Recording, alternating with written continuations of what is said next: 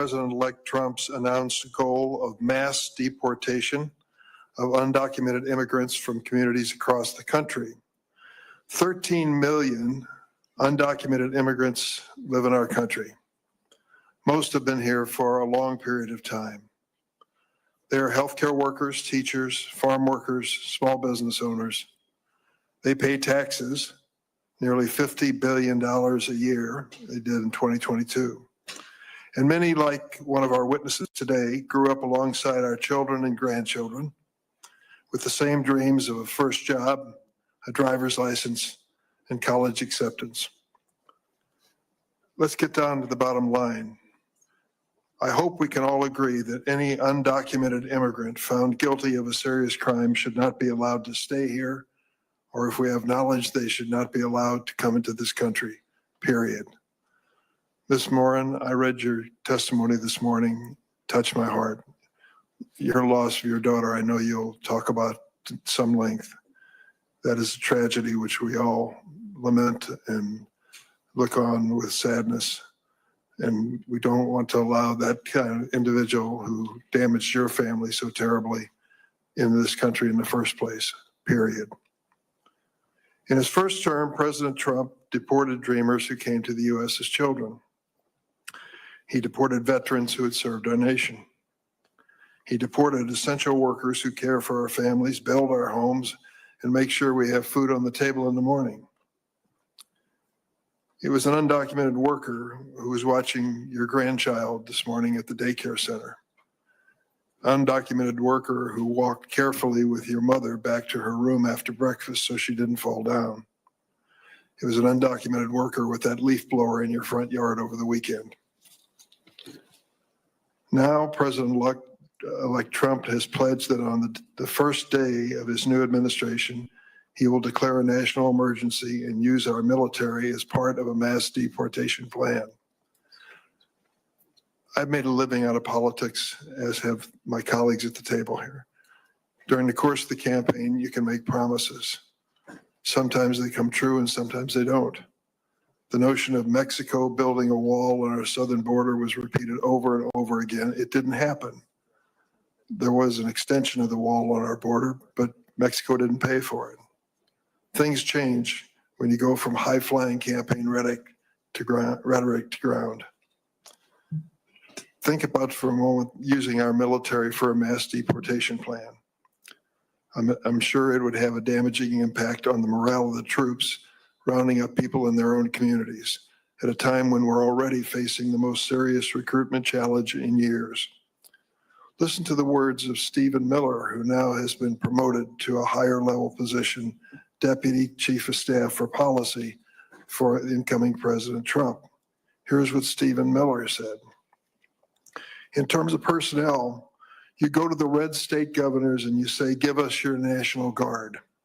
We will deputize them as immigration enforcement officers. And if you're going to go into an unfriendly state like Maryland, Stephen Miller said, well, there would just be Virginia doing the arrests in Maryland, right? Very close, very nearby. Almost a nonchalant attitude toward the notion of sending National Guard from one state to the other to end up sending people out of this country. In addition to weakening our military, it would cost hundreds of billions of dollars to deport every undocumented immigrant in our country. It would damage our economy and separate American families.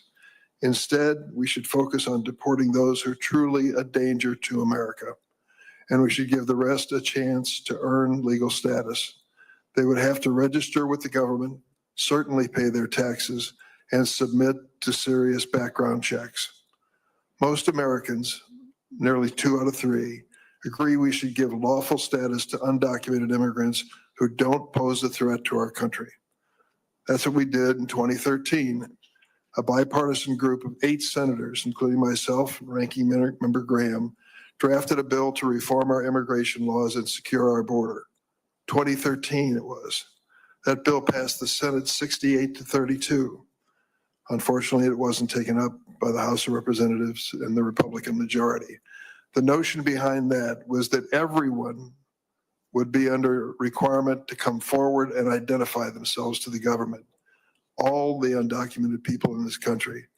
And if they identified themselves, went through a background check, paid their taxes, they could continue to live and work here without fear of deportation.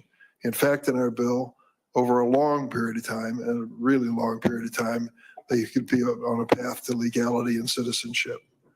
That's the starting point that I think makes sense. Not mass deportation, but mass accountability, so we know who's here. And how would it make a difference? We would go to E-Verify to make sure that if you didn't go through that process in our bill, you couldn't legally work in the United States. So there was an enforcement. It was serious. I'm glad I was part of that effort, and I hope we can return to the discussion. Over the weekend, President-elect Trump, I watched his interview on Meet the Press. He said some positive things from my point of view. And he really challenged us on the Democratic side to work with him when it came to the Dreamers. I accept the challenge. Name the time and place, Mr. President. I'll be there. The reality is that Congress, for almost 40 years, has failed to fix our broken immigration system. We've had opportunities to do it. I hope we can find more in the future. We should use our 2013 immigration bill as a starting point instead of mass deportations. As I said, mass accountability. Let's fix our broken immigration system in a way that protects our country and honors our heritage as a nation of immigrants. Now I recognize Senator Graham. Thank you very much, Mr. Chairman. From our point of view over here, one of the primary issues facing the American people in 2024 for president and other elections, who is best able to control a broken border? Most Americans are sympathetic, kind-hearted people who feel like the Biden administration was criminally negligent in protecting us by having a broken border and allowing drugs to pour into our country to kill tens of thousands of young people, allow people to come in our country who are convicted felons to do damage to families we'll hear from today. That nightmare is coming to a close. In January of 2025, the Republican Senate will make its top priority a transformational border security bill that will be taken up and passed by Budget Committee, increasing the number of bed spaces available to detain people instead of releasing them, increasing the number of ICE agents to deal with people who should be deported, finish the wall, and put technology on the border so we'll have operational control of the border. That's going to be our top priority. I want to cut taxes, but we'll cut taxes. But as to the Senate, transformational border security goes first through reconciliation. Over 8 million people were encountered during the Biden years, 4 million released into the country. The non-detained docket that we have as a nation is over 7 million people. There are 600 and something thousand people on that non-detained document that have criminal records. We're going to start sending people out of the country that present a threat to us and should never have been here to begin with. The politics of immigration and broken borders, according to a couple of Democratic senators, was outcome determinative. I think they're right. So as much as I respect and admire the chairman, I think your focus is misplaced here. You should be working with us to clean up this mess. You should want mass deportations of people here illegally that represent threats to our country. How did we get to where we're at? The average annual deportation for Obama and Trump was about the same. Along comes Biden, it drops like a rock. So when you have people show up and by the millions and the number of people being deported goes down by 40-something%, you're incentivizing more people to come. It is our belief that the only way you'll get control of the border is for deportations to start early so people will not pay the money to the coyotes and others to come to our border in the first place because they see people leaving, not staying. If we do not have outflow, the inflow will continue. An example of a broken immigration system was the abuse of parole by the Biden administration. Mass parole of people who did not meet the two criteria under the parole statute. The man who's been convicted of killing Laken Riley was paroled into the country because there was no bed space. There's nothing in the statute that allows parole because we have no place to put you. There are 38,000 beds. We're going to increase that dramatically. One of the witnesses here today, his family was destroyed by a man who had been deported 3 times. The 4th time was not a charge. So if you're here illegally, get ready to leave. If you're a criminal, we're coming after you first. If you've been paroled illegally, we're not going to give you the roots to attach yourself to our country because you should not have been here in the first place. As to the dreamers, hopefully we can find a solution to that problem. What I want to do is regain control of a broken border really quickly. The highest number of people on the terrorist watch list in our country exists today. I hope that number will go down pretty quickly. I know Senator Cornyn's on the Intel Committee. In many ways, a broken immigration system has created a ticking time bomb for our national security.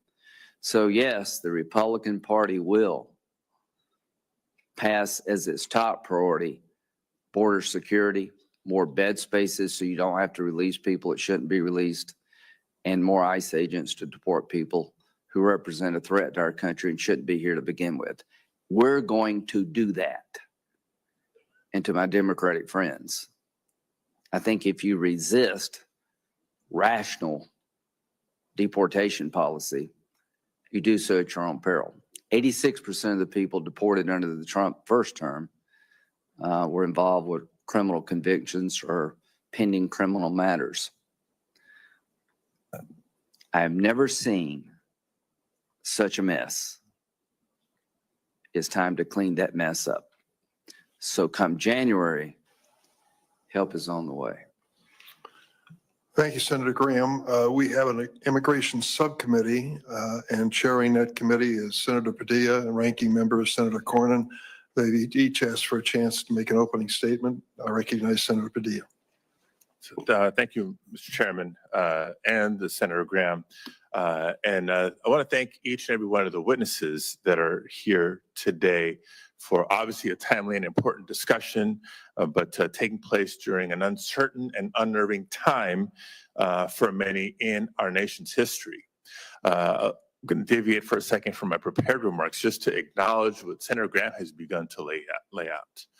Look, this topic, this issue is certainly complex. It doesn't do the issue and the challenge justice to just say, well, there's so many immigrants in America, or some people say illegal, some people say undocumented immigrants in America, when you really must break it down into a number of categories. Are there some number that beyond being in the country undocumented may be involved with unlawful activities? Yes, and I don't think you're going to find Democrats saying we shouldn't be pursuing actions against violent criminals. But when Senator Graham also suggests, but I hope we can take care of the dreamers. Dreamers, as you all know, young people who were brought here by their parents at a very young age, but have grown up here and are undocumented. Are they also on the target list for deportation, or not, because we look at them in a different category? I've had Republican colleagues want to cooperate and collaborate on legal status and pathways to citizenship for farm workers, for example. And I get back to them and other essential workers in America, but just because you're undocumented, does that mean you are on the target list? Yes or no? Or are we going to have the maturity and act responsibly to kind of break down a complex conversation? Because number one, yes, Democrats believe we need an orderly, safe, and humane border. Number two, yes, we should not hesitate to pursue enforcement actions against violent criminals. But let's be clear what we are talking about today. This hearing is on the eve of the next Donald Trump administration. And we've heard him for months and months and months now throughout the campaign trail promise mass deportations. We heard him over and over again commit to, quote, the largest deportation operation in American history. And we've had big ones. For folks watching at home, Google Operation Wetback and begin to do some homework. We've even heard Donald Trump say that there will be no price tag for deportations, and heard him promise on Truth Social to use the United States military to execute it. Now, I can already hear some of the rebuttals from Republican colleagues to suggest that, well, he doesn't really mean all immigrants. He's only talking about violent criminals. Well, I wish I could believe that he's only committing to targeting violent criminals, because we agree on that front. But pardon me if I'm skeptical, we've seen him. We've seen Donald Trump in the past and how he operates. Do you remember the Muslim bans he imposed early in his first term? And the family separations at the border that we witnessed for years? So I've seen enough to know that while he may plan to prioritize, in effect, he will be targeting all undocumented immigrants, which will inevitably include those without criminal convictions of any type. Now, previous administrations of both parties, we saw some stats being presented. It's been the policy of previous administrations to prioritize the deportation of those with criminal convictions. But what we're hearing from incoming President Trump isn't that. And look at who he is putting in these pivotal roles to help him execute. A loyalist in Christine Ohm at DHS, extremist Stephen Miller as Deputy Chief of Staff for Policy, and Tom Homan as border czar, who told undocumented immigrants through the press, quote, "You should be afraid," end quote. Dreamers, farm workers, that's the message. And he promised worksite raids to prosecute anyone who stands in their way. They're pushing an extremist agenda. On top of the fact that, like, separating spouses and ripping away children from their parents, citizen children from sometimes undocumented immigrant parents, isn't just cruel.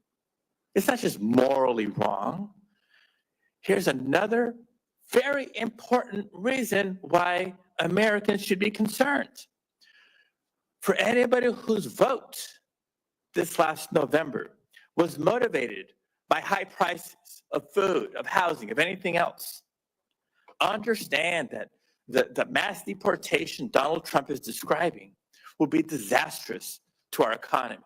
Again, I'm not trying to justify those involved with criminal activity. We're on all the same page there. I'm talking about nonviolent criminal, undocumented immigrants. It is all of us, the American people, who will pay for the extremism policies that he has promised. Put aside the millions and millions and millions of dollars to find undocumented immigrants he may be targeting, to detain and to remove through the process of deportation. For a minute, don't even count on the funds that will be necessary to hire thousands of Border Patrol and ICE agents, let alone the cost of constructing detention centers and jails for this operation. Let's focus on the impacts to the economy for American families. Because the fact is, there are millions of undocumented immigrants living in the United States today who are working in industries critical to our entire economy. Undocumented immigrants make up nearly 15% of all construction workers, for example, and roughly half of our agricultural workforce. Again, if you care about the cost of housing, you care about food prices at the grocery store, you should be paying attention. Because if tomorrow Stephen Miller could snap his fingers and have his way, our annual GDP would drop roughly 6.8%. Imagine all the losses of the Great Recession and then still shrinking the economy another 2.5 points. So what does that mean for folks at home? It's simple. Any industry with a significant percentage of undocumented immigrants will have a harder time finding workers.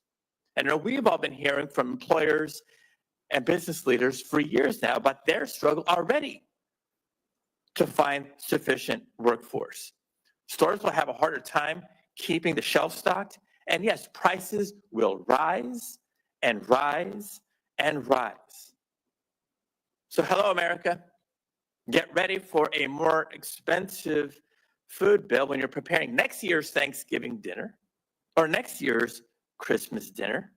And if you've been saving up for years and years to try to buy your first home, get ready to wait even longer because construction will slow and prices will go up. So the next time we hear Republicans say that they support Trump's plan to deport waves of undocumented immigrants, let's be clear about what comes with that. Higher prices for American families. They're supporting the forced removal of millions of hardworking community members, 80% of whom have lived here 10 years or more. These are not recent arrivals. People who have lived here for years, if not decades. They're supporting fear and uncertainty in immigrant communities that will cause untold numbers of immigrants, no matter their status, to stay home from work, from school, from shopping. And they're supporting the punishment of over 5 million workers who Donald Trump's own administration declared to be, quote, essential to our economy. Essential workers who fed us and kept us safe during the COVID-19 pandemic. So if you agree with the spirit of at least that segment deserves better, then colleagues join me in supporting the Citizenship for Essential Workers Act, the essential workers that the Trump administration deemed critical to our nation's economy and security. Let's provide them with some legal status up front and a pathway to earn citizenship because we need them. Our economy needs farm workers. I think you'd agree. Our economy needs construction workers, hospitality and transportation workers, healthcare workers, and students and innovators who help keep our economy and our country thriving. We don't need the massive deportations that the political rhetoric of the campaign cycle has brought us. And we certainly don't need the uncertainty, the fear, and the loss that we'll feel for years to come. So with that, Mr. Chairman, I'm looking forward to hearing from our witnesses and to today's conversation. Thanks, Senator Padilla. Senator Cornyn? Thank you, Chairman Durbin. Listening to my Democratic colleagues, it's as if November 5th never occurred, that we haven't had an election, that we haven't had a referendum on the failed border policies of the Biden-Harris administration. Let's be clear, the crisis at the southern border is entirely a problem caused by the Biden administration's policies. It is a man-made disaster. The election, I believe, in large part was a referendum on those policies, and the American people spoke decisively, rejecting this as the new normal. They rejected lawlessness as the new normal. When President Biden came into office, Customs and Border Protection was apprehending about 70,000 illegal migrants a month. President Biden came in and reversed virtually all of the Trump administration policies, including canceling our agreements with Mexico and the Northern Triangle countries to limit illegal immigration. President Biden also attempted to impose a 100-day moratorium on all deportations. By March, illegal crossings had ballooned to 170,000 per month, up from 70,000, and then climbed progressively higher from there. Then the president used his executive authority to implement new guidelines that made clear to illegal immigrants that DHS was extremely unlikely to take any action against them until their conduct became especially egregious. Even so, criminal aliens were able to get away with a lot before any action would be taken. Take, for example, the tragic case of Rachel Morin, a mother of 5 who was raped and murdered by an illegal migrant. Her killer crossed the border illegally in February of 2023. He was suspected of committing multiple crimes even before he took her life. This tragedy and others like it could have been prevented were it not for President Biden's willful refusal to enforce the law. The truth of the matter is, President Biden's willful neglect of border security and public safety has created immense suffering for American families. And his administration is fully responsible for the fact that we have to hold this hearing today. The American people are fed up with the lawlessness at the southern border, and in November, they tasked Republicans the job of cleaning it up, and that we will do. We have a big job ahead of us, no doubt, but by one estimate, there are already 1.3 to 1.6 migrants who are under final orders of deportation who are still in the country. That strikes me as a good place to start. People who've been entitled to full due process and hearing in front of an immigration court and are under final orders of deportation. What are they still doing here? Well, it's because of the Biden administration's willful neglect of the law and enforcement.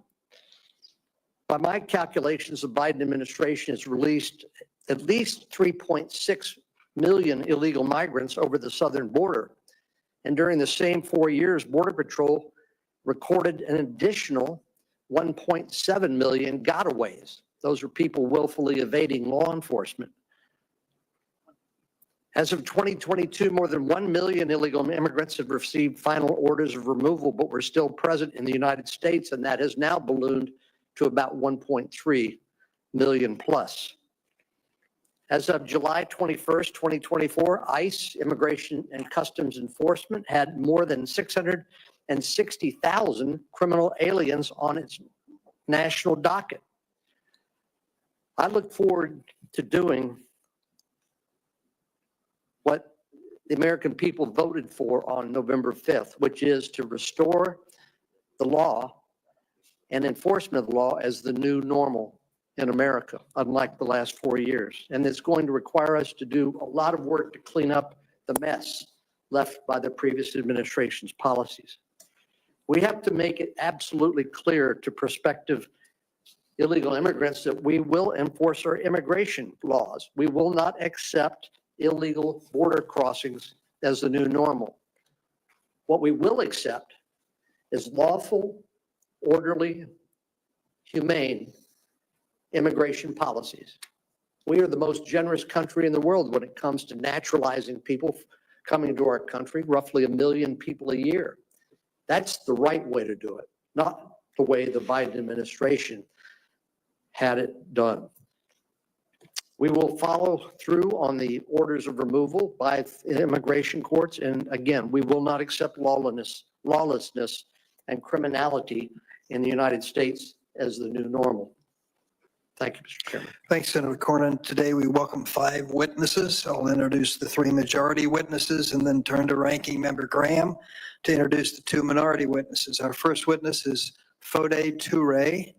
I hope I was close to pronouncing it correctly. Thank you. He is protected from deportation under the Deferred Action for Childhood Arrivals program, also known as DACA, created under President Obama. Mr. Turay now serves as an assistant district attorney in the city of Philadelphia. Our second witness is retired Major General Randy Manner, who served our nation in a variety of positions in the Pentagon and around the world for 30 years, including acting vice chief of the National Guard Bureau, in which he oversaw that important part of our military defense. Finally, we are joined by Aaron Reichlin Melnick, a senior fellow at the American Immigration Council, where he works to inform the American public about immigration policy and advance fact-based research into enforcement. Ranking Member Graham, would you like to introduce your witnesses? Thank you, Mr. Chairman. Our first witness is Mr. Art Arthur. He is a resident fellow in law and policy at the Center for Immigration Studies. Prior to joining the center in 2017, he served as an immigration judge, was Associate General Counsel of Immigration Naturalization Service. He served as staff director for the National Security Subcommittee on the House, Committee on Oversight and Government Reform, and counsel on the House Judiciary Committee. He is an expert on immigration policy. He has decided thousands of cases. He's testified before Congress on more than 10 occasions. He received his JD from George Washington University and his bachelor's from the University of Virginia. Ms. Morin is here with us again. She is from Aberdeen, Maryland. She's retired, but currently works part-time as an office administrator for a church. She has six children, stay-at-home mom for 25 years, and homeschooled her children. She is the mother of Rachel Morin, and she joins us today to share Rachel's story. Real quickly, Senator Cornyn mentioned this, but the man who stands accused of murdering Rachel was deported 3 times, is suspected of murdering a woman in El Salvador, where he came from, broke into a home in California and assaulted a young girl who's pending trial like everybody else. He's innocent until proven guilty. But this case not only has destroyed your family and broken your heart, Ms. Morin, it should be a wake-up call to the country. And I got the call, and we're going to do something about this. Thank you. Thanks, Senator Graham. We're going to proceed as follows. I'm going to swear in the witnesses. They each have 5 minutes to make presentations, and then we open it to the senators who have each 5 minutes to ask questions. So my first request is for the 5 witnesses to please stand and take the oath.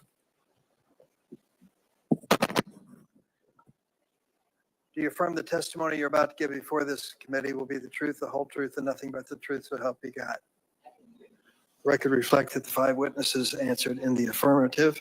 Mr. Turay, you're first. Chairman Durbin, Ranking Member Graham, a member of this committee. Good morning, Morning. and thank you all for inviting me to speak with you today. Before I begin, I'd like to express my deep sympathy to Patty Morin for the horror she and her family have endured. My prayers are with you and those dedicated fighting for justice. My name is Foday Turay. I am a DACA recipient, a prosecutor, a husband, and a dad, and without question, a patriot.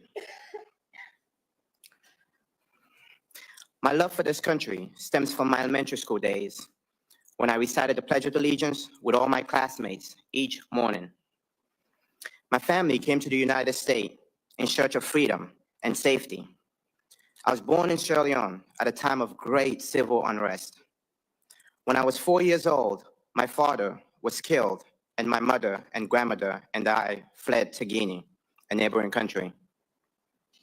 My mother was able to migrate to the United States, but I stayed with my grandmother, who died shortly after my mother left. I came to the United States on my 7th birthday in 2003. I have been here ever since. I learned that I was undocumented when I tried to get a driver's license. It was one of the worst days of my life. In 2012, I was thrown a lifeline when DACA was announced. Thanks to DACA, I was able to graduate from college and attend law school on a full merit scholarship. I now work full-time for the District Attorney's Office in Philadelphia. During this time, I met and married my beautiful wife, Jack Ciel, who is here with me today. And we bought a house and we had our son. The opportunity to address all of you on behalf of DACA recipient and mixed status families like mine is not one I take for granted. My wife and I have spent years building community, and we're extremely anxious about what the future might bring. I feel the consequences of mass deportation on a personal level, on a community level, and on a societal level. On a personal level, my wife is here and I have no family in Sierra Leone to help sustain me. I'm currently the breadwinner in my family. If I were to be deported, my wife and our son would be left without to pay the mortgage. My son would also be without a father. My deportation would hurt my own U.S. citizen mother and my wife's extended family, all of whom are United States citizens. My wife is the primary caregiver of her mother, who is legally disabled and has a tumor in her brain. My wife's mother requires chemotherapy injection each month in order to control the size of the tumor on her brain. If I were to be deported, my wife would no longer be able to play such a critical role in her mother's life. My wife should not have to choose between caring for her mother, who is legally disabled and has a brain tumor, and me. My brother-in-law should not have to choose between re-enlisting the Marines next year and risking his mother's health if my wife is not here to care for her.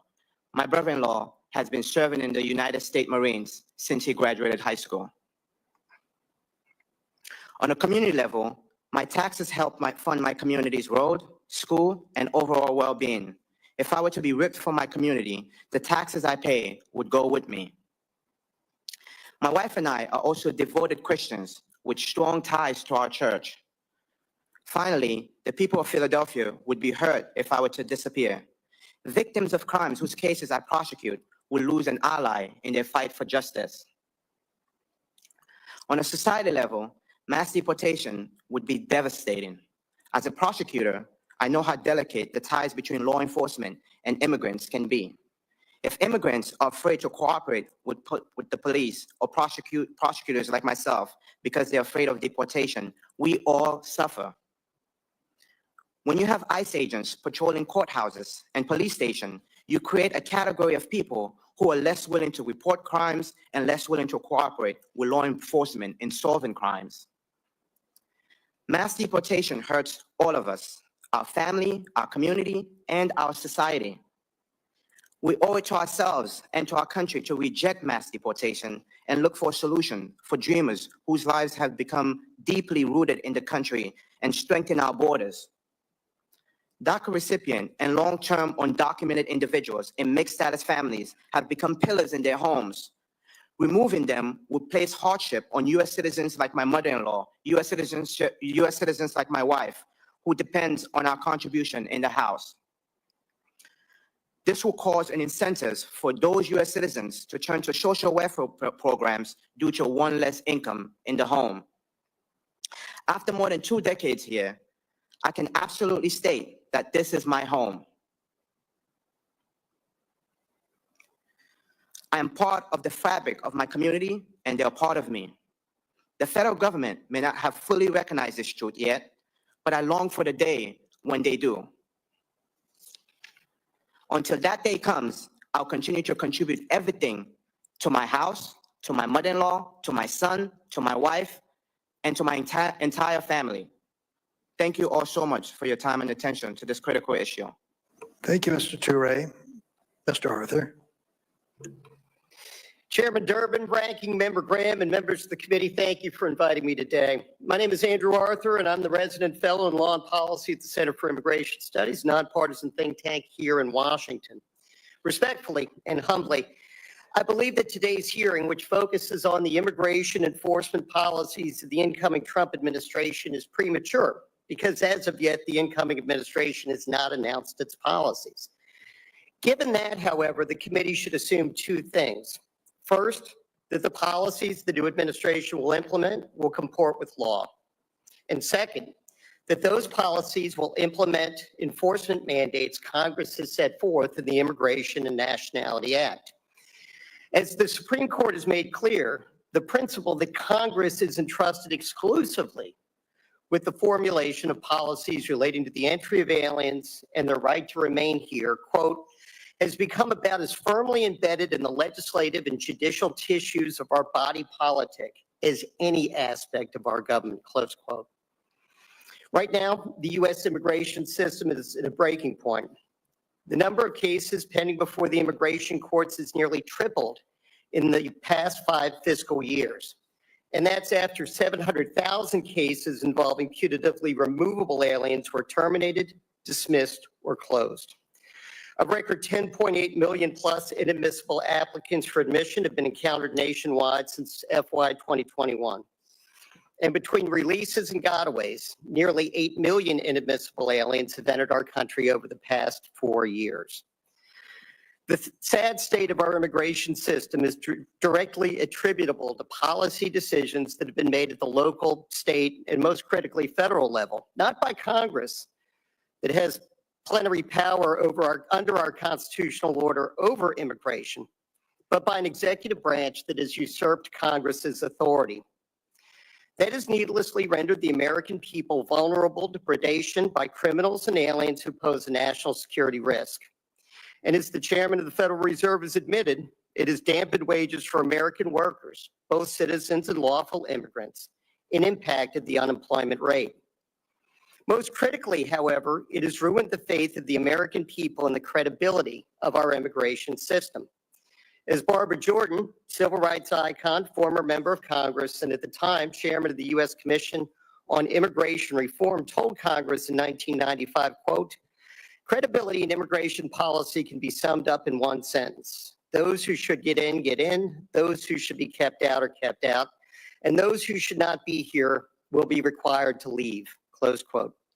With deportations, including deportations of criminal aliens plunging over the past 4 years, Senator Graham's chart showed, it's little wonder that, as Gallup reported in July, a majority of Americans want an immigration reduction, reversing a 19-year trend. The law mandates that illegal migrants be detained, but that law has been ignored. The law mandates that alien criminals be removed, but that law has been ignored. And most crucially, the law mandates that foreign nationals who want to come here do so legally, but that law has only been honored in the breach. This massive migrant surge has allowed our elected officials to ignore the fact that 22.5% of working age American men are out of the workforce, a 7.6% increase compared to just 2000, and 11.2% more than in 1960. Those non-working Americans are more vulnerable to addiction, disease, and, quote, deaths of despair, close quote. 2 weeks ago in the United Kingdom, Prime Minister Keir Starmer resolved to address the immigration source of such issues in Great Britain. And it's well past time that our government did the same. In his 1995 State of the Union address, President Bill Clinton explained, quote, all Americans, not only in the states most heavily affected, but in every place in this country, are rightly disturbed by the large numbers of illegal aliens entering our country. The jobs they hold might otherwise be held by citizens or legal immigrants. The public service they use impose burdens on our taxpayers. That's why our administration has moved aggressively to secure our borders more by hiring a record number of new border guards, by deporting twice as many criminal aliens as ever before, by cracking down on illegal hiring, by barring welfare benefits to illegal aliens, close quote. Change the tenses, and that's pretty much what President Trump promised to do when he was candidate Trump on the campaign trail. Thank you. Truly appreciate the honor, and I look forward to your questions. Thanks, Mr. Arthur. General Manner. Chairman Durbin, Ranking Member Graham, members of the committee, I thank you for your invitation to speak today. For over 35 years, I served our nation in both the regular Army and in the National Guard. Prior to retiring from the Army as a Major General, I served as the Deputy Commanding General of the United States Third Army in Kuwait, as the Acting Vice Chief of the National Guard Bureau, and as the Acting and Deputy Director of the Defense Threat Reduction Agency. During the time I served, I saw firsthand that our military force is the envy of the world. It is respected by our allies and by people around the world who want to live free of oppression. It is feared by our enemies and those who would do us harm.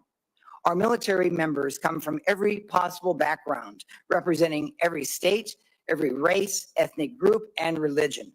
But when they come together in the military, they are molded together in a team expected to embody the values which make America great: duty, honor, integrity, respect, selfless service, loyalty, personal courage, and excellence. President-elect Trump has announced his intent to use the U.S. military to execute his mass deportation plan. I am gravely concerned that placing our military in this role could cause significant harm to both the institution of our armed forces and to service members themselves. There are 4 significant risks that I want to emphasize. First, using military assets for mass deportations would negatively impact the military's readiness and capability to accomplish its core mission of national defense. Our military is engaged in over 160 countries around the world. They are focused on responding to potential threats from China, Russia, and other competitors, strengthening interoperability with allies and partners, and taking care of our servicemen and their families. Our National Guard units are stretched thin, responding to natural disasters at home while also regularly deploying overseas in active duty status.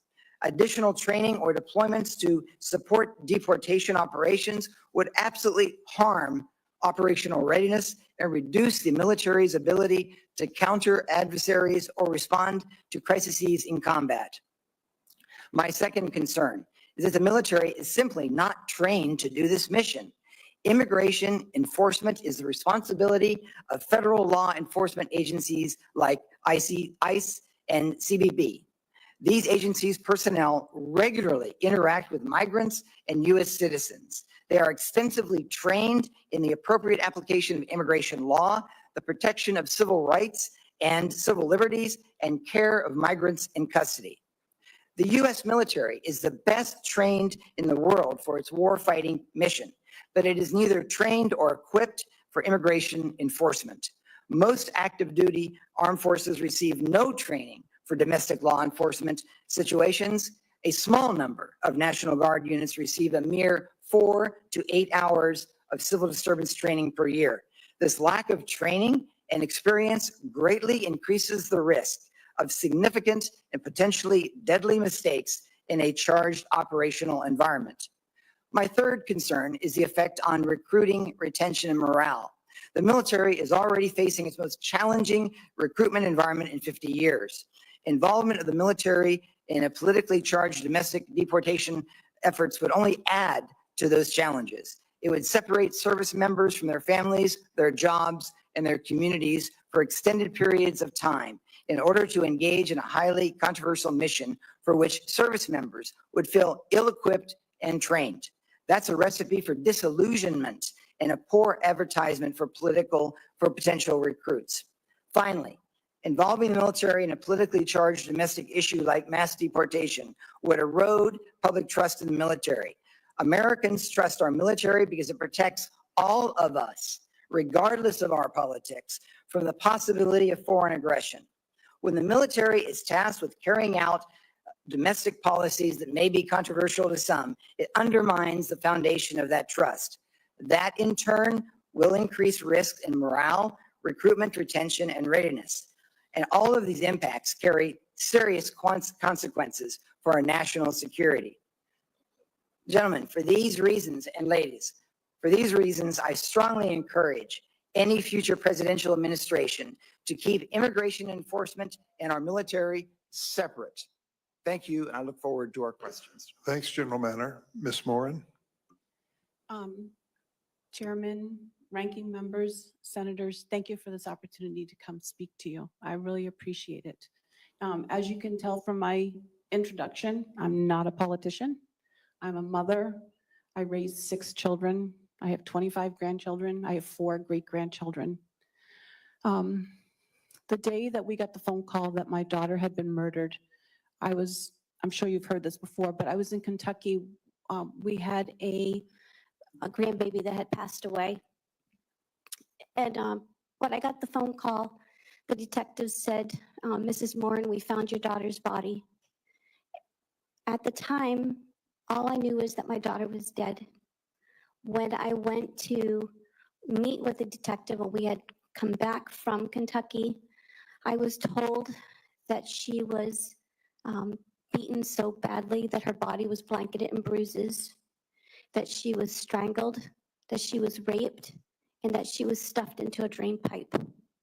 The person that they alleged did this was an illegal immigrant from El Salvador that was a gotaway. He had already, they already had an Interpol warrant for him in El Salvador for murdering a woman. He had attacked a 9-year-old and her mother in California. And he waited on the trail that day that our family has walked for 25 years and dragged my daughter off the trail and did these horrendous, brutal things. This is what she looked like before that day. Oops. She's a beautiful woman, but more than that, you can tell from looking at her just the light that comes out of her. She was a happy person. She loved her children. She was a hard worker. My daughter is like so many other American girls that go about their life and they're just caught unawares from behind, dragged off the main road, trail, whatever, strangled, raped, murdered. Some have been found, some have not. I realized that deportation and illegal immigration has become such a big issue, and rightly so. We have Americans that are dying every day, and law enforcement don't want to give you the true numbers because they don't want the public to panic. In our town, we've had 2 murders by illegal immigrants. Maryland is a sanctuary state, and we have sanctuary cities. I was last told that crime in Maryland has increased by 850% over the last 4 years. We have over 54,000 convicted criminals, illegal immigrants that are criminals in our country at this very moment. I think deportation is necessary. The American people should not feel afraid to live in their own homes. When I was 14 years old, and I don't know if anybody knows this, but when I was 14 years old, a criminally insane man came into my house, kidnapped me, made me walk 60 miles towards the Canadian border while raping me at night. I have some idea of what it's like to be a victim of a violent crime where law enforcement did not believe that they were going to find me alive. So I have some understanding of what my daughter suffered. And when I was at that funeral home and saw my daughter's body, because the case, the hearing's not until April, I can't tell you in detail, but I can tell you this one thing, that my daughter suffered so terribly in a very brutal and violent way. And these type of immigrants should not be in our country. And because we have open borders, and because everyone is allowed in, and because the law is not being carried out at the borders, if they had done a DNA swab, the 3 times they encountered this person that's allegedly accused of killing my daughter, they would have known that he had an Interpol warrant for murder in his country. We need to follow the laws that are already on the book. We need to close our borders. We need to protect American families. We need to protect our women and children, which are the most vulnerable in this country. And I do understand the economics that everyone is talking about. I do understand the military position, but I think that you should put American citizens first. We are the ones that pay your paycheck. We are the ones that pay taxes. We are the ones that believe that when you went into office that you were going to keep your word and that you were the man or the woman for the job at the time that would uphold our values. We are a constitutional republic for the people, by the people. We, the people, have put you, the people, into office. And you should be doing everything you can to protect us. That's why we put you there. A thought that I had just today coming on the train over here is that when you look at a tree and you say, oh, that's an apple tree, you say that because you see that their apple is the fruit that's growing on the tree. It's the same thing with a man's character. It's by your actions that a person knows what their character is like. And I think one of the reasons why 87% of Americans voted for Donald Trump is because they have seen the character by the fruit that President Biden and Kamala Harris have produced these last 4 years. Thank you. Thank you, Ms. Morin. Mr. Reichlin-Melnick. Chairman Durbin, Ranking Member Graham, and distinguished members of the committee. My name is Aaron Reichlin-Melnick, and I'm the Senior Fellow at the American Immigration Council. At the Council, we have long studied the population of immigrants in the United States and provide detailed estimates of their demographics and economic contributions on our Map the Impact website. Today, there are at least 13 million undocumented immigrants in the United States. President-elect Trump has promised a mass deportation campaign with the stated intent of rounding up and deporting every single one of them. So who are they? Well, most have been here for at least 15 years, having entered before the Obama administration. Over 4.8 million people have been here for 25 years or more, with no path to permanent legal status, no line for them to stand in. Most undocumented immigrants have spent decades living, working, and putting down roots, all at constant risk of deportation. Nearly all are either employed or attending school. Some have permission to work legally. Most do not, putting them at increased risk of exploitation. They are farm workers, meat packers, cooks, waiters, construction workers, factory workers, delivery people, home health aides, nurses, teachers, artists, writers, musicians, entrepreneurs, and yes, even lawyers. Undocumented immigrants are also more than their jobs. They are parents, spouses, partners, brothers and sisters, grandparents and grandchildren, loved ones and friends to millions of U.S. citizens and permanent residents. 5 million U.S. citizen children have at least one undocumented parent. In an average public school classroom of 25 children, at least 2 have an undocumented immigrant parent at risk of deportation. While President-elect Trump talks about targeting criminals, over 90% have no prior criminal record whatsoever. Of the small minority that do, the most common prior convictions are traffic offenses or immigration offenses. Efforts to ramp up deportations would sweep in tens of thousands of people each year who have no or minimal criminal legal system contact. We know this because this is what happened during the first Trump administration. When there were no enforcement priorities, everyone was an enforcement priority. And the single largest group of the increased arrests under the Trump administration was people with no criminal record. Beyond splitting families apart, a mass deportation campaign would be a costly mistake for American taxpayers.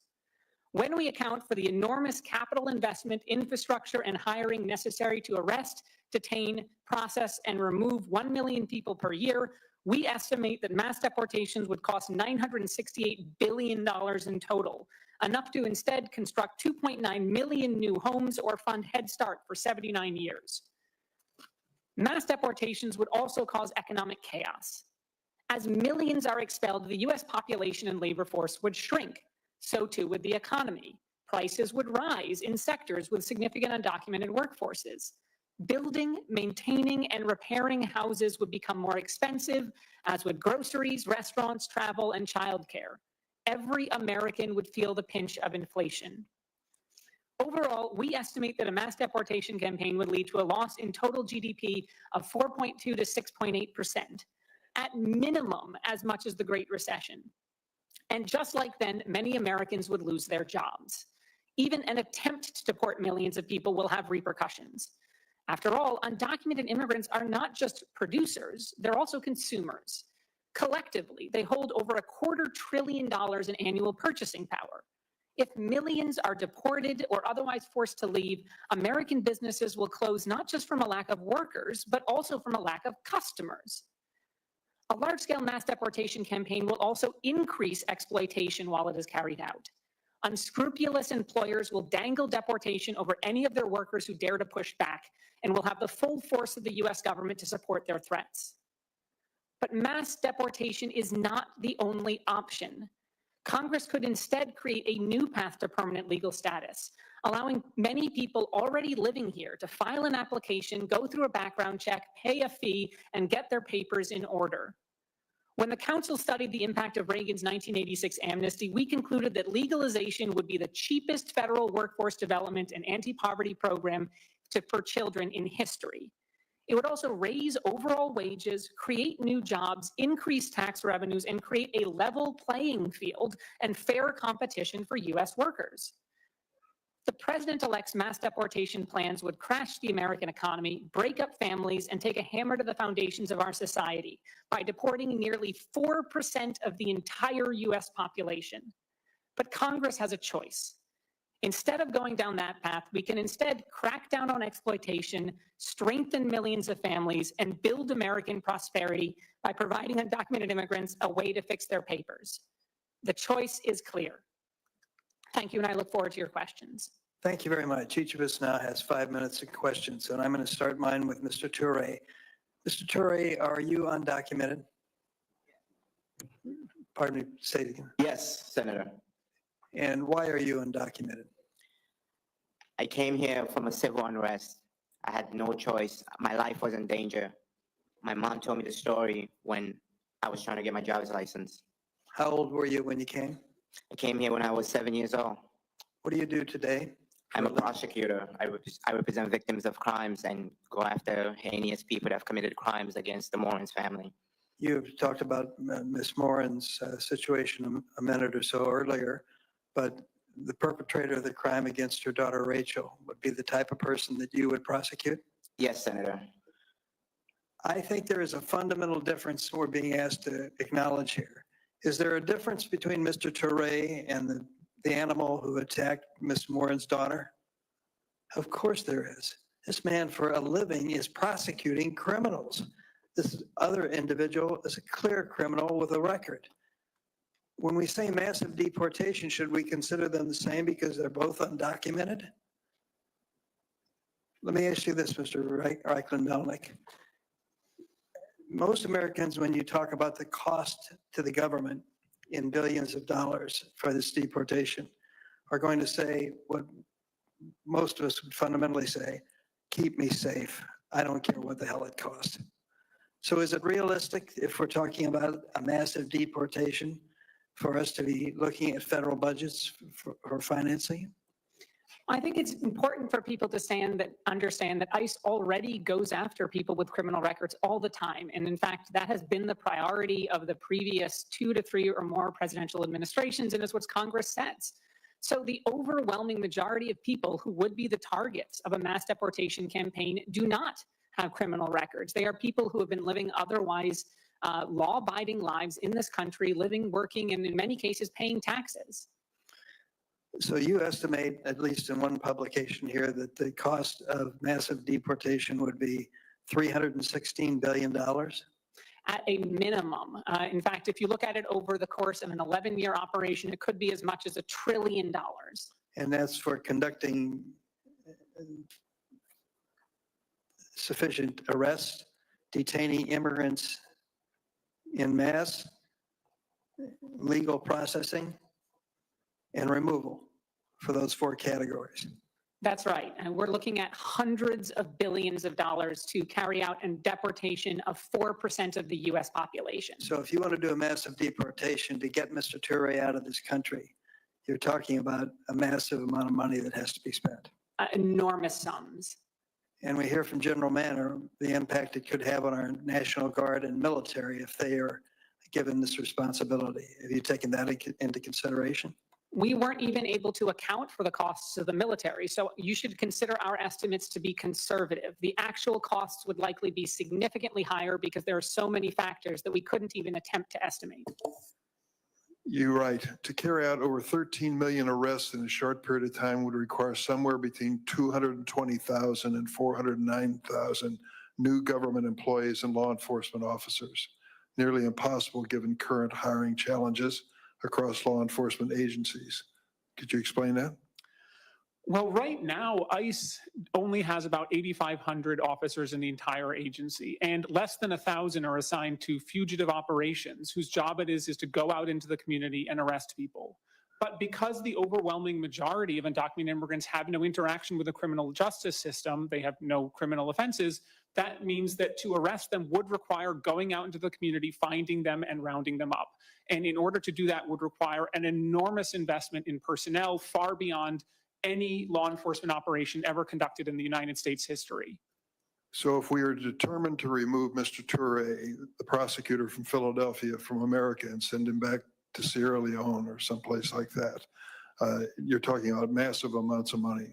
If we are to focus on the truly dangerous people in this country, to make sure that they are removed and should be, that is a lesser amount for sure. That's right. And in fact, if you look at data on ICE's own data, non-detained docket, which has already been cited by several members here, that is looking at about 1.2% or less of people who have any sort of serious violent offense. And of course, the resources involved there would be much smaller than trying to deport 13 million people. Making a priority the dangerous people who are in this country or those who are here illegally and could be dangerous certainly is a much different assignment than saying massive deportations. Thank you, Mr. Melnick. Senator Graham. Does anybody disagree with the following statement? America has a right to limit how many people can come into our country. No. Nobody disagrees with that. Good. Mr. Turay, very successful life. You have much to be proud of. During the 4 years of the Trump administration, were you ever, anybody suggest you should be deported? Thank you, Senator, for the question. No. Okay. Do you support deporting the 1.2 million people who have been through the system, have a final order of removal? Do you support them leaving? Senator, I'm a prosecutor. I go after. No, I didn't ask you if you're a prosecutor. Do you support them leaving? I support people that have committed serious crimes. Do you support the people who have gone through the system, been denied, had their day in court, final order removal? Do you support them leaving? If you have As a committed prosecutor, as a rule of law person? if you have committed a serious crime in this country, That's not the question. So is it your belief that every non-criminal in the world can come to America? no. How many people want to come to America that are non-criminals? Probably hundreds of millions. And I understand why. It's a great country. So my point is, if you're not willing to say that we're going to deport you after you've had your full day in court, you're facing a final order of deportation, we're going to incentivize people to come forever. Mr. Melnick, is that right?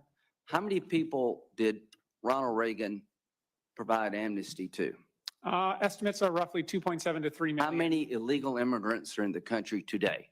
I said roughly 13 million, although we Okay, don't know the I exact would say that estimates. the last thing we want to do is give amnesty to people here now because we'll be overrun. Mr. Arthur, would you describe the last 4 years as mass illegal immigration coming to our borders? I believe that that's fair characterization, Senator. Does anybody disagree that the last 4 years has resulted in mass illegal immigration directed toward America? Because if this is not mass, what the hell would be? Now, how do you answer mass illegal immigration? You start enforcing the laws, Ms. Morin said, and you start sending people back who've had their day in court. You can't answer the question, and I respect you. You've been able to take the opportunity to make something of yourself, but we're passing on just constant disorder. If you can't say you should be deported after you've had a full hearing, everything been available to, and you lose, and it's hard to say you need to go, we don't have an immigration system. General, how many people have been deployed to the border by governors to assist in border security from the National Guard? Sir, I don't have that information. Okay, there's thousands. Is that illegal use of the National Guard? It is not the illegal use of the National Guard. It's legal, right? That is correct. Yeah, I agree with you there. What's the largest cause of death in America for young people? Does anybody know? Mr. Arthur? Drug poisoning overdose deaths. Coming from a drug called fentanyl? That is correct, Mainly. sir. Okay, where does that drug come from? That drug, reports indicate that it's made from precursors that come from the People's Republic of China, assembled in Mexico, and largely smuggled into the United States over the Southwest. General Manager, do you consider illegal immigration a national security problem? I believe that it is something that ICE and CBT needs to address. No, I ask you, is it a national security problem? I think it's a concern, yes. Okay, I do too. And they're the highest number of people on the terrorist watch list in our country today. At the end of the day, the number of people being killed in America by drug poisoning is coming from labs and cartels in Mexico. General Manager, does the president have the authority to attack a drug lab in Mexico that's making fentanyl to kill American citizens? I am not a legal expert, Okay, Senator, and I right. do not know. So here's what I would say. I think we need to be tough, compassionate, but end this crap. If you're trying to poison America, you're a drug cartel, your days are numbered. We're coming after you, hopefully working with Mexico. If you've had your full day in court and you lost, it's time for you to go and try to do it right. We have to break this endless cycle of having policies that entice people to come to our country illegally, because that is the lack, we're losing sovereignty and losing control over our nation. There are too many people being hurt from this out of control system. So how do you deal with mass illegal immigration? You start with mass deportation of people who shouldn't be here. Mr. Turay, I think President Trump was pretty clear about DACA. But what do we tell the kids who've been brought here in the last year who are 7 years old? Do you ever break this chain? So I'm hoping, Mr. Chairman, that once we regain control of our border and try to shut down the poisoning of America, we can have a logical, rational discussion about dreamers and others. But until we control that border, until we get control over the crime coming into this country, into the poisoning of America, that discussion cannot happen. I've worked with you and others for really decades to fix a broken immigration system. The way the Biden administration's handled this border problem has created a nightmare for our country. And there's a reason 70% of the people want deportations. It's not because they're mean. They want to bring order to chaos. Thank you. Senator Klobuchar. Thank you very much, Mr. Chairman. Thank you for having this hearing. And I know that you've worked with Senator Graham in the past on the Dreamers issue, and I hope that work continues. And I would start with what you said, Mr. Arthur, just about how we don't know yet how this is going to come down. And I do actually appreciate that Senator Durbin did this hearing, because I think we've got to start anticipating it and start having these discussions now. I personally don't want to have what happened last time when over a weekend I got calls from a family in Lebanon who was ready to bring their little baby that they had adopted to the U.S. and were stopped practically at the airport with a little kid with a flag sweatshirt on. And we were eventually able, through officials in the past Trump administration, to get that baby adopted, and is now a thriving child in the U.S. And so Ms. Morin, so appreciate you being here and your strength coming forward. I believe there is a way we could do this right. I'm not certain how this is going to head, but I just want you to know that based on the work that was being done on a bipartisan basis at this last year, that there are people that want to get to this point where we get this order at the border, where we put the funding into enforcement, into things like Border Patrol agents. And this was legislation that I'm sure not everyone agreed with on both sides, but a proposed legislation that Senator Langford had negotiated that was supported by a number of people. And hopefully that can be at least a starting point for discussing it, even though it didn't go anywhere last year. And that was, increasing ICE detention capacity. It was looking at increasing border management. And I personally have taken a lot of grief for my support for COP3 authorization and adding resources to law enforcement, which I think is so necessary with the fentanyl issues. But I think that there is a way. I note that in that agreement, that proposal that was made, as well as the proposal that Senator Rounds negotiated, that Senator Graham has been involved in the past on path to citizenship for Dreamers, on doing something about the temporary status people, on looking at people who have not committed crimes and what we can do to make sure our workforce is strong. I think there is a path here, and I'm just continuing to focus on where we can go. And I would ask you, Mr. Turay, and your story was moving in its own way. You've lived in the U.S. for 21 years. You're now married to an American citizen, have an 18-month-old son who's also a U.S. citizen.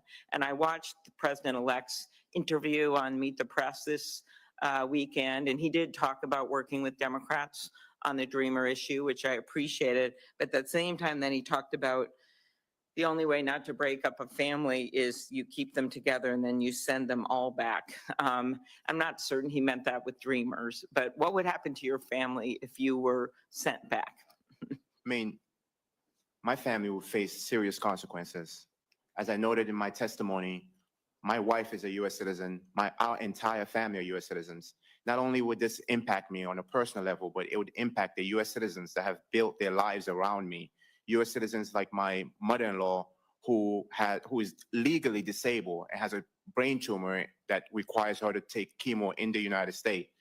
If my wife is not around to care for her, if my wife is not around to be there for her mother, it's going to cause serious hardship on her life and potentially cause her to lose her life.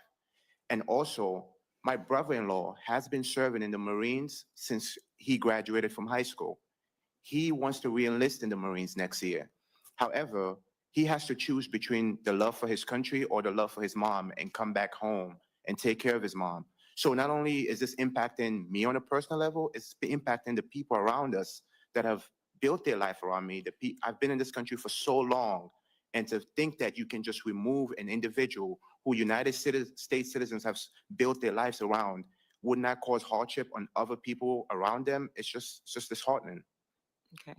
Mr. Reichlin-Melnick, could you go through just one more time the statistics, and then I'm out of time here, and if the focus was on enforcement, as well as the border and going after the people that we know have criminal records here, just that kind of money we'd be talking about if we wanted to focus our efforts on that group, as well as I would add to that, it's also going to be more border protection, which we know we need.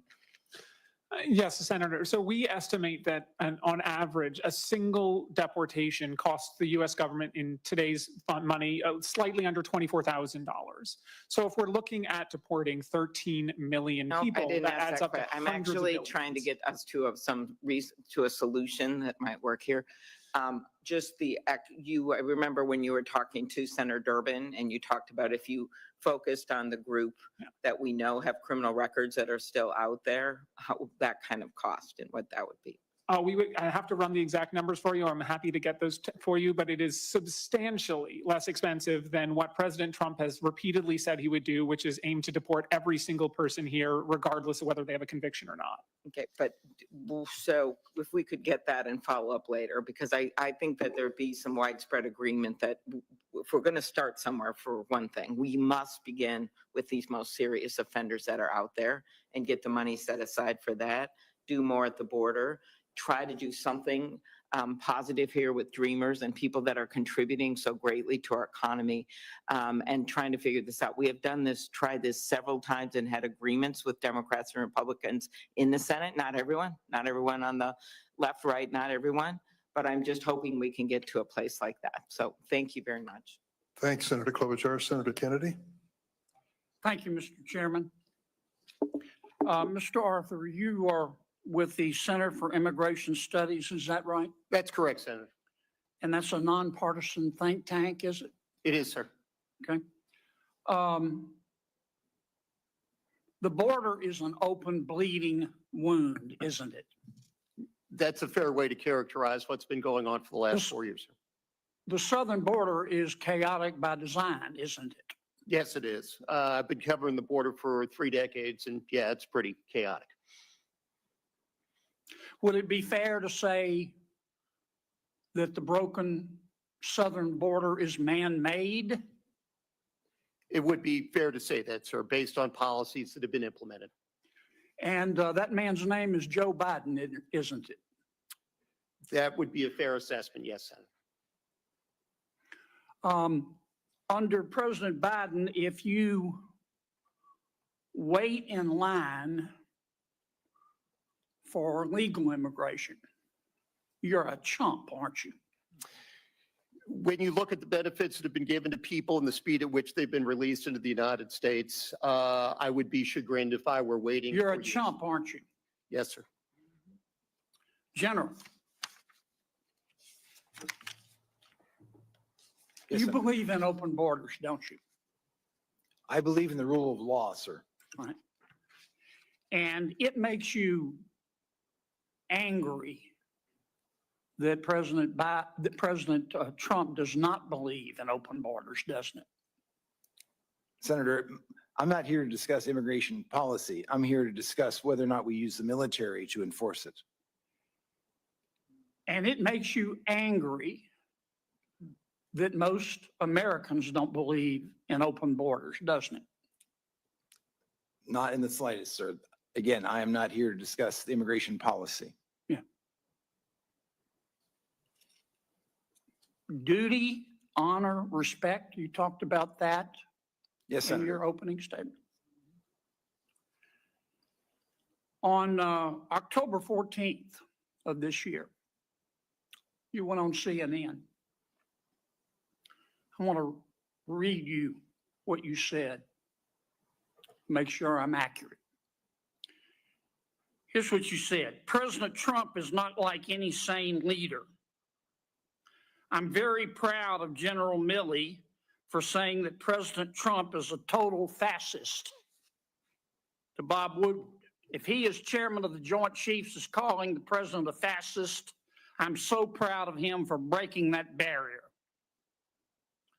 The challenge is because most MAGA Republicans, they don't understand what fascism is.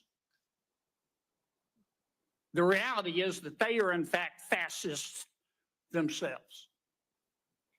Did I read that accurately? Senator, I am happy to discuss my personal perspectives with you separately at any time. That's not the purpose of the hearing today. Did I read that accurately? I believe so, yes. Yeah. You think you're smarter than the American people, don't you? Absolutely not, Senator. I am here to discuss the use of the military as part of this mass deportation. You think you're more virtuous than the American people, don't you, General? Senator, I am insulted by your comment. Duty, honor, and respect. You talked about that in your opening statement, didn't you? Yes, sir. Ms. Morin said, I wrote down her words. She said, by their actions, you know what someone's character is like. You agree with that? Senator, for 35 years, I served my country with absolute honor and distinction, and I will continue to do so. You agree with what Ms. Morin said? Of course. We got a few minutes left. 23 seconds. Well, actually, you let Ms. Klobuchar go well over, so I'm assuming you'll extend me the I'll same. give you the courtesy. same minute I gave to her. You gave it a minute 20. I timed it. You're using. I watch you like a hawk, Dick. Mr. Melnick, Mr. Reichland Melnick, you believe in open borders too, don't you? I do not, Mr. Kennedy. Okay. On November 1st, 2022, you tweeted, both Texas and Louisiana have their knives out for Black immigrants. Do you remember that tweet? I don't, but it's quite possible. What Texans, it's not only possible, it happened. You're not denying it, are you?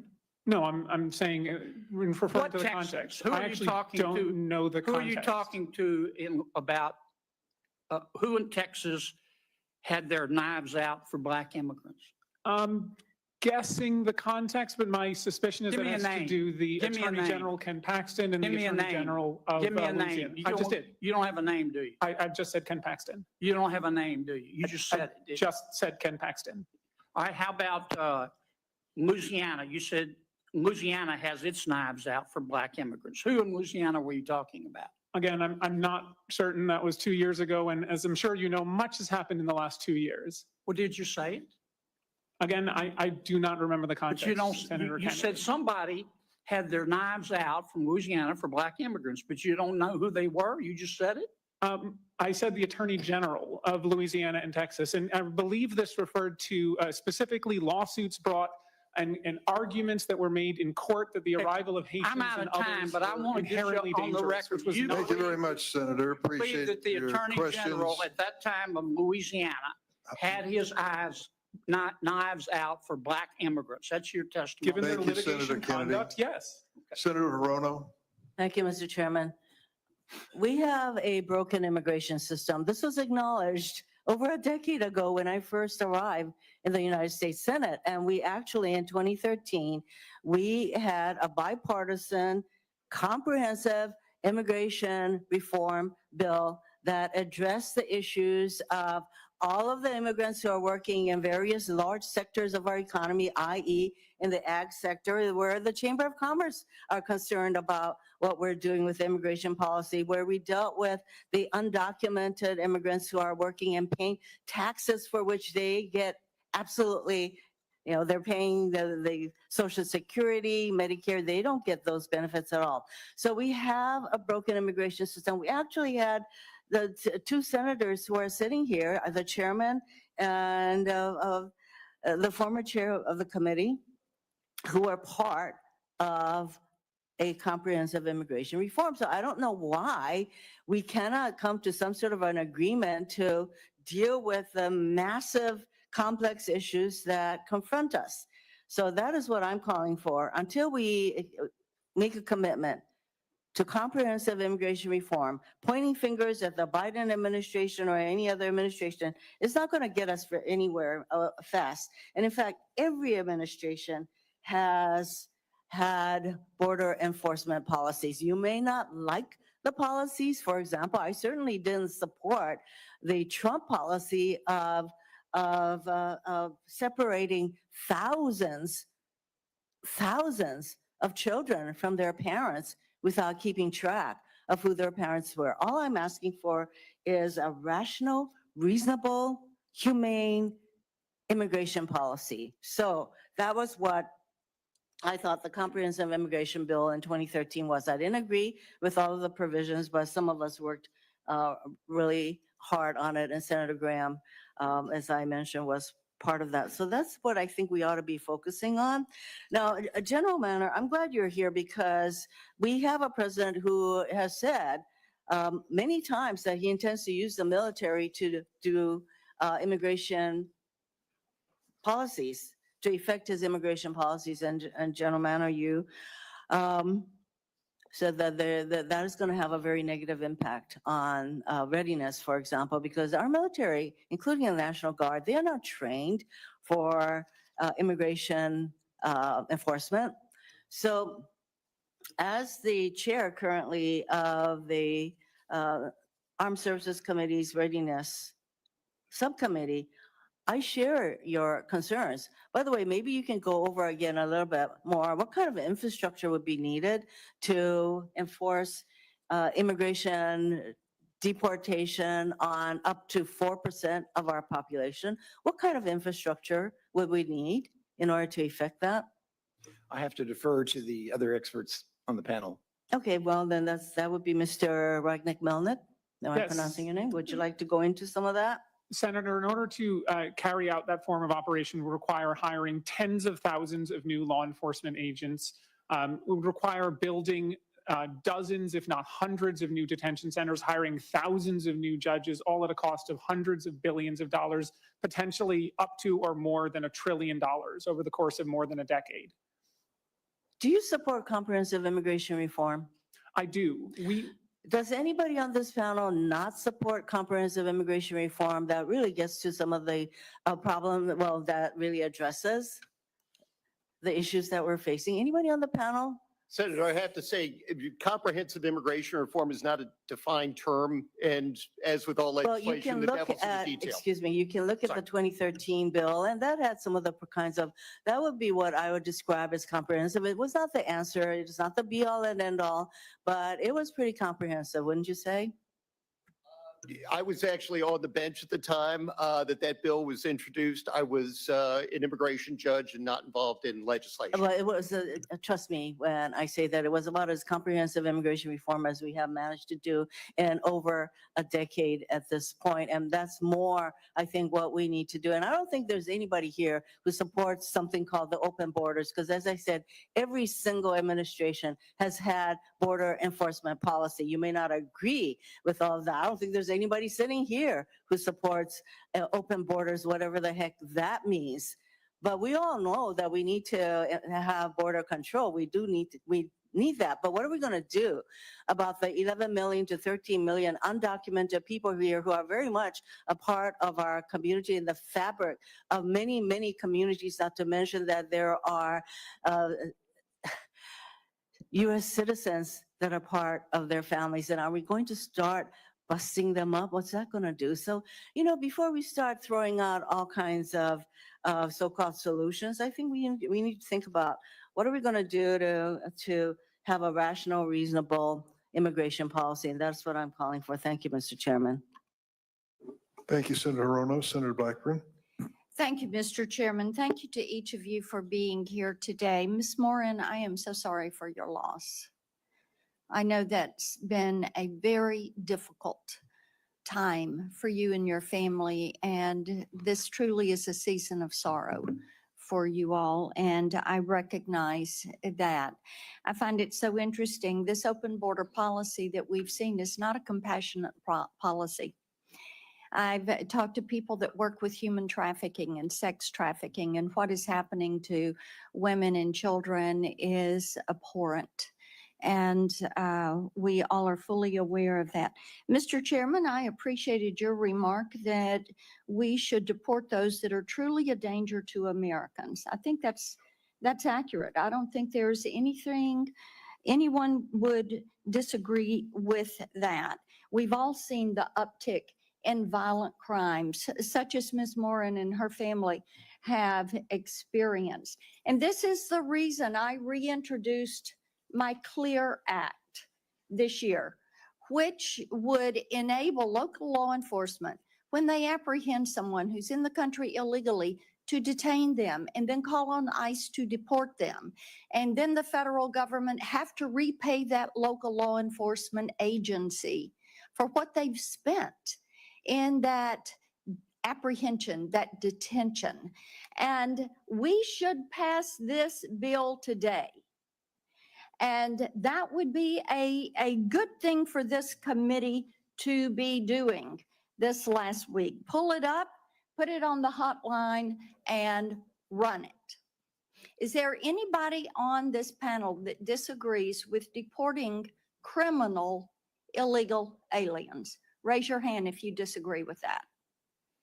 Everybody agrees those that have committed crimes against our citizens should be deported. Mr. Arthur, I want to come to you. Talk for just 1 minute about why it is important that we empower local law enforcement to carry out the job that the federal government has not done.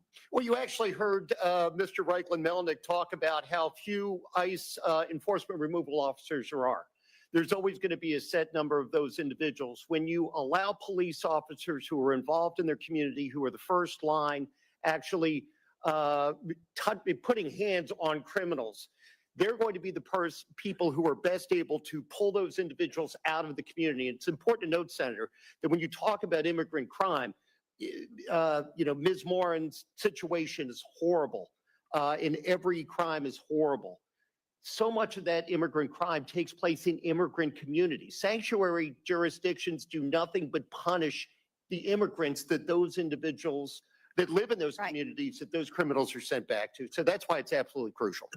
I appreciate that. So I think we should move forward with my legislation, Mr. Chairman. Mr. Reichlin Melnick, I'd like to come to you. I want to talk about some of your tweets. You've been active on X. Here's one. This is bad analysis that bears little resemblance to the facts. The Remain in Mexico program was not very successful. It was a human rights disaster that fed people to the cartels with not much impact on border crossings. Plus, Biden ended it when it was barely in use at all. So That's correct. Let's talk about that. So do you still believe that Remain in Mexico was not very successful? It wasn't. In fact, it was one of a suite of programs that went into effect in 2019, about 4 or 5 different ones over the course Do of you about 8 believe months. it was a human rights disaster? Yes, and I can tell you the stories of the women sent back by the United May States I to please Mexico tell who you were stories raped in of Mexico because of that. people that were raped along the way, people that have been And we sent them back to those traffickers. dealers and Remain in drug Mexico dealers. gave people Okay. to the cartels, and we turned Remain our in eyes away from Mexico, them. Remain in Mexico was successful, and we all know it. Now, let me talk It to was you about not. another tweet that you put up. There are not 320,000 missing children. That's That correct. number is a false interpretation of a DHS OIG report that said that 32,000 people who entered as unaccompanied children from 2019 to 2023 were ordered deported for missing court, and ICE failed to file charging documents for 291,000 more. That's right. Now, That's an accurate you description know, of the OIG report. This is a human rights disaster because what we have heard is the DHS Inspector General, and what they have testified is that they found 32,000 migrant children did not show up for their court date, and an additional 291,000 migrant children never received notices to appear. That's So correct. That's it what my tweet isn't said. your testimony that DHS does in fact know the whereabouts of every single one of these 320,000 children, and they're just not telling people where these children are.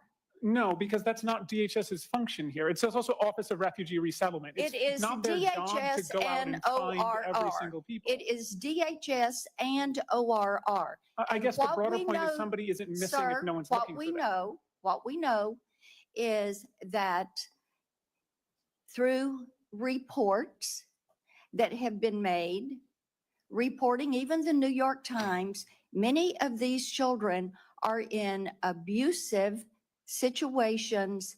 They are working in plants.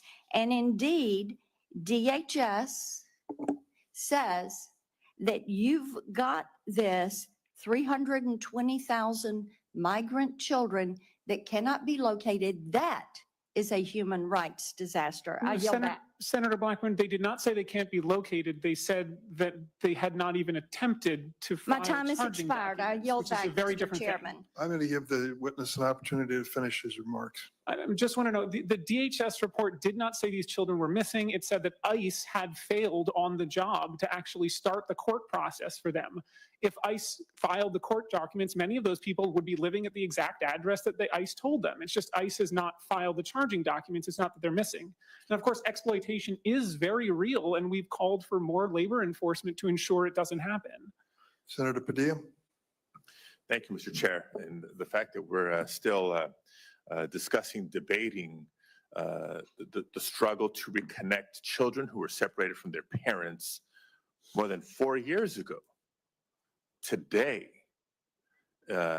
should tell us a lot about what to expect in the next administration. I think it's worthy of further conversation, maybe a different hearing, a different day to focus on that. Just as a reminder for folks that are observing today's hearing, that the topic, the stated topic of today's hearing is, quote, how mass deportations will separate American families, harm our armed forces, and devastate our economy. So I will attempt in my questions to bring us back to the focus of this hearing today.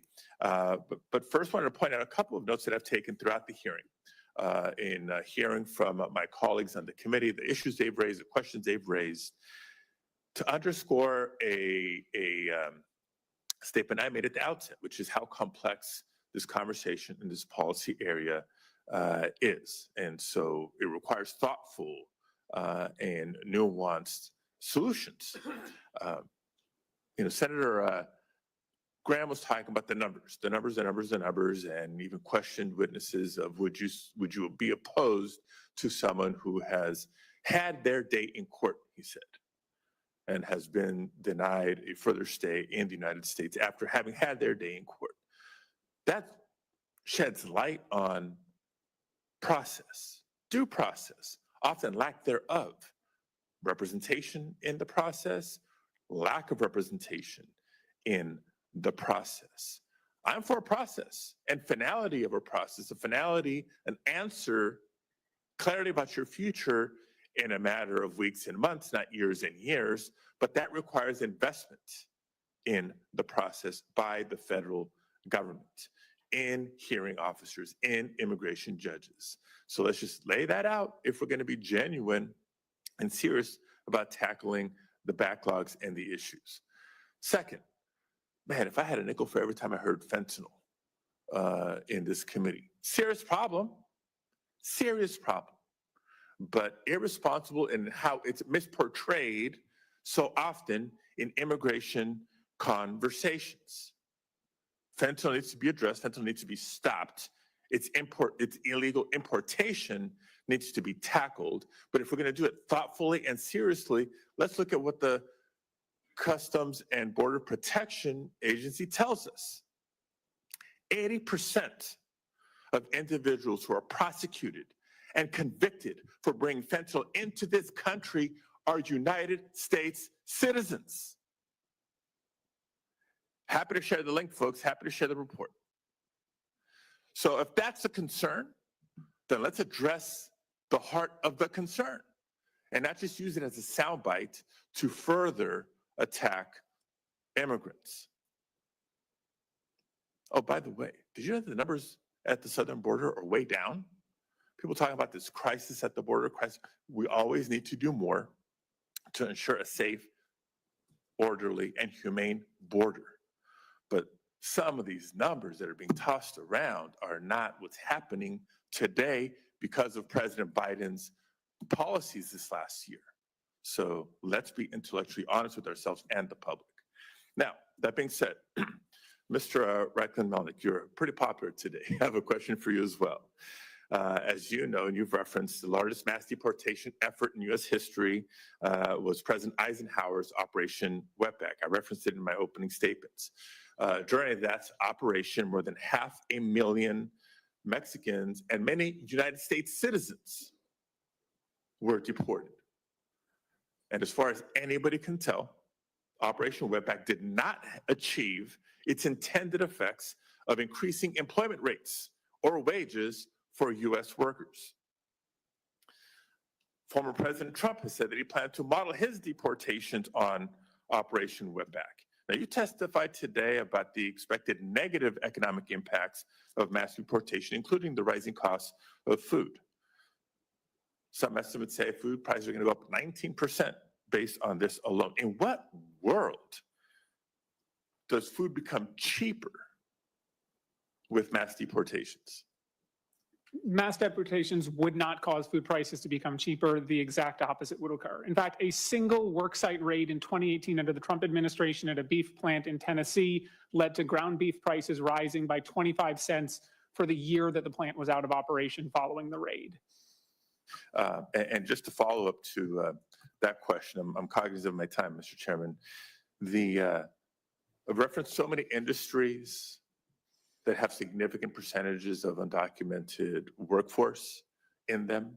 I think chief among them is the agricultural industry, not just nationally, but particularly in the state like California, the largest agricultural producing state in the nation, where estimates are, well more than 75% of the workforce is undocumented. I hear from growers, as do all my colleagues, I hear from labor contractors, as do all my colleagues, about how easy it is for them to recruit United States citizens to do the work in the fields.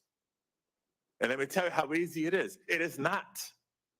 There's a reason that the agricultural industry relies on immigrants, including so many undocumented immigrants, to help keep the food supply chain going, keep food on the tables of American families.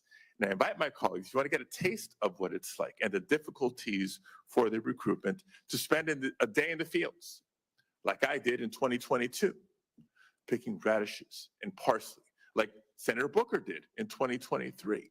Happy to work with growers and farm workers to provide that opportunity for all of you. Follow-up question, Mr. Reichlin-Melnick. Just briefly describe to us what it would look like if the agricultural industry were suddenly to lose half of its workforce.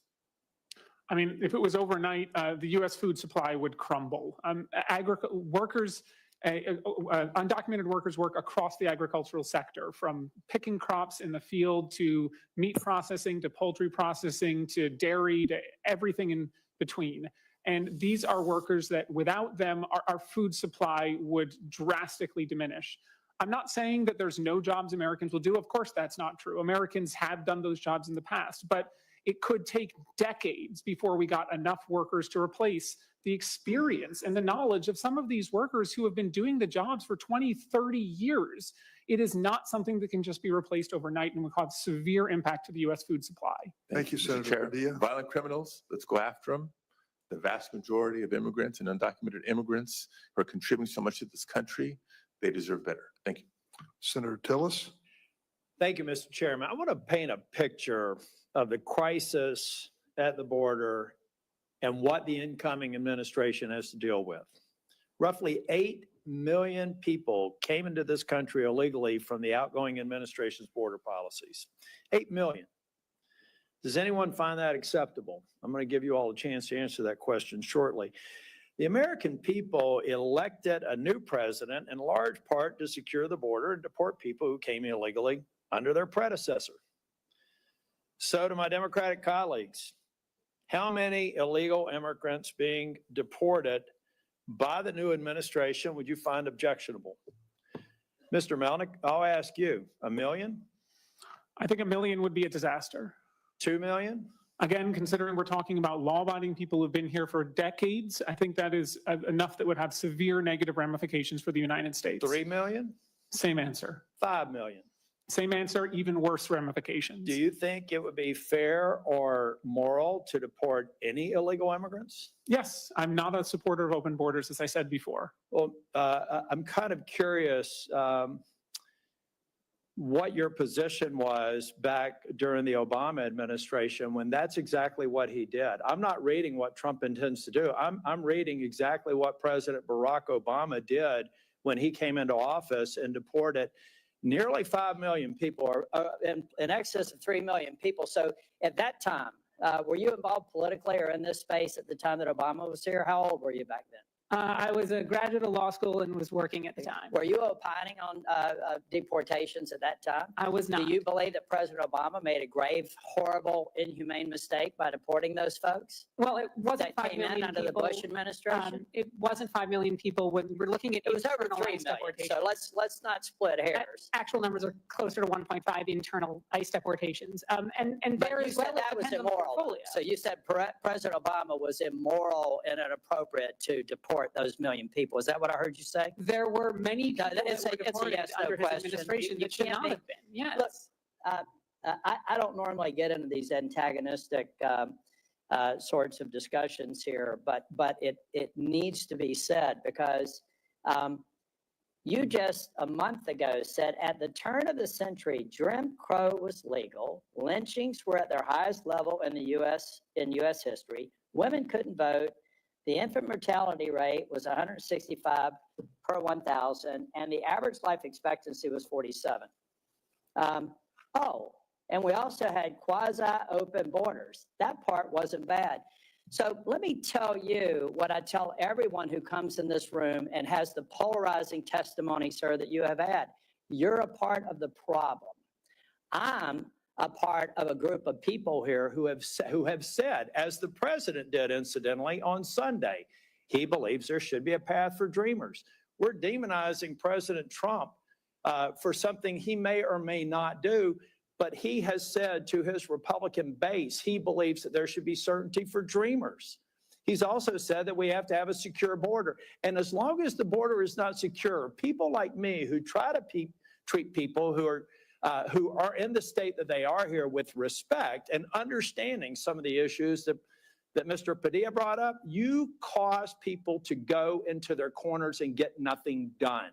That is why Chair Durbin has not been able to fulfill the promise on dreamers every single year he's tried for the last 20, because people like you make it impossible to have let me finish, and then I'll let you speak as long as the chair wants to, have a rational discussion about it.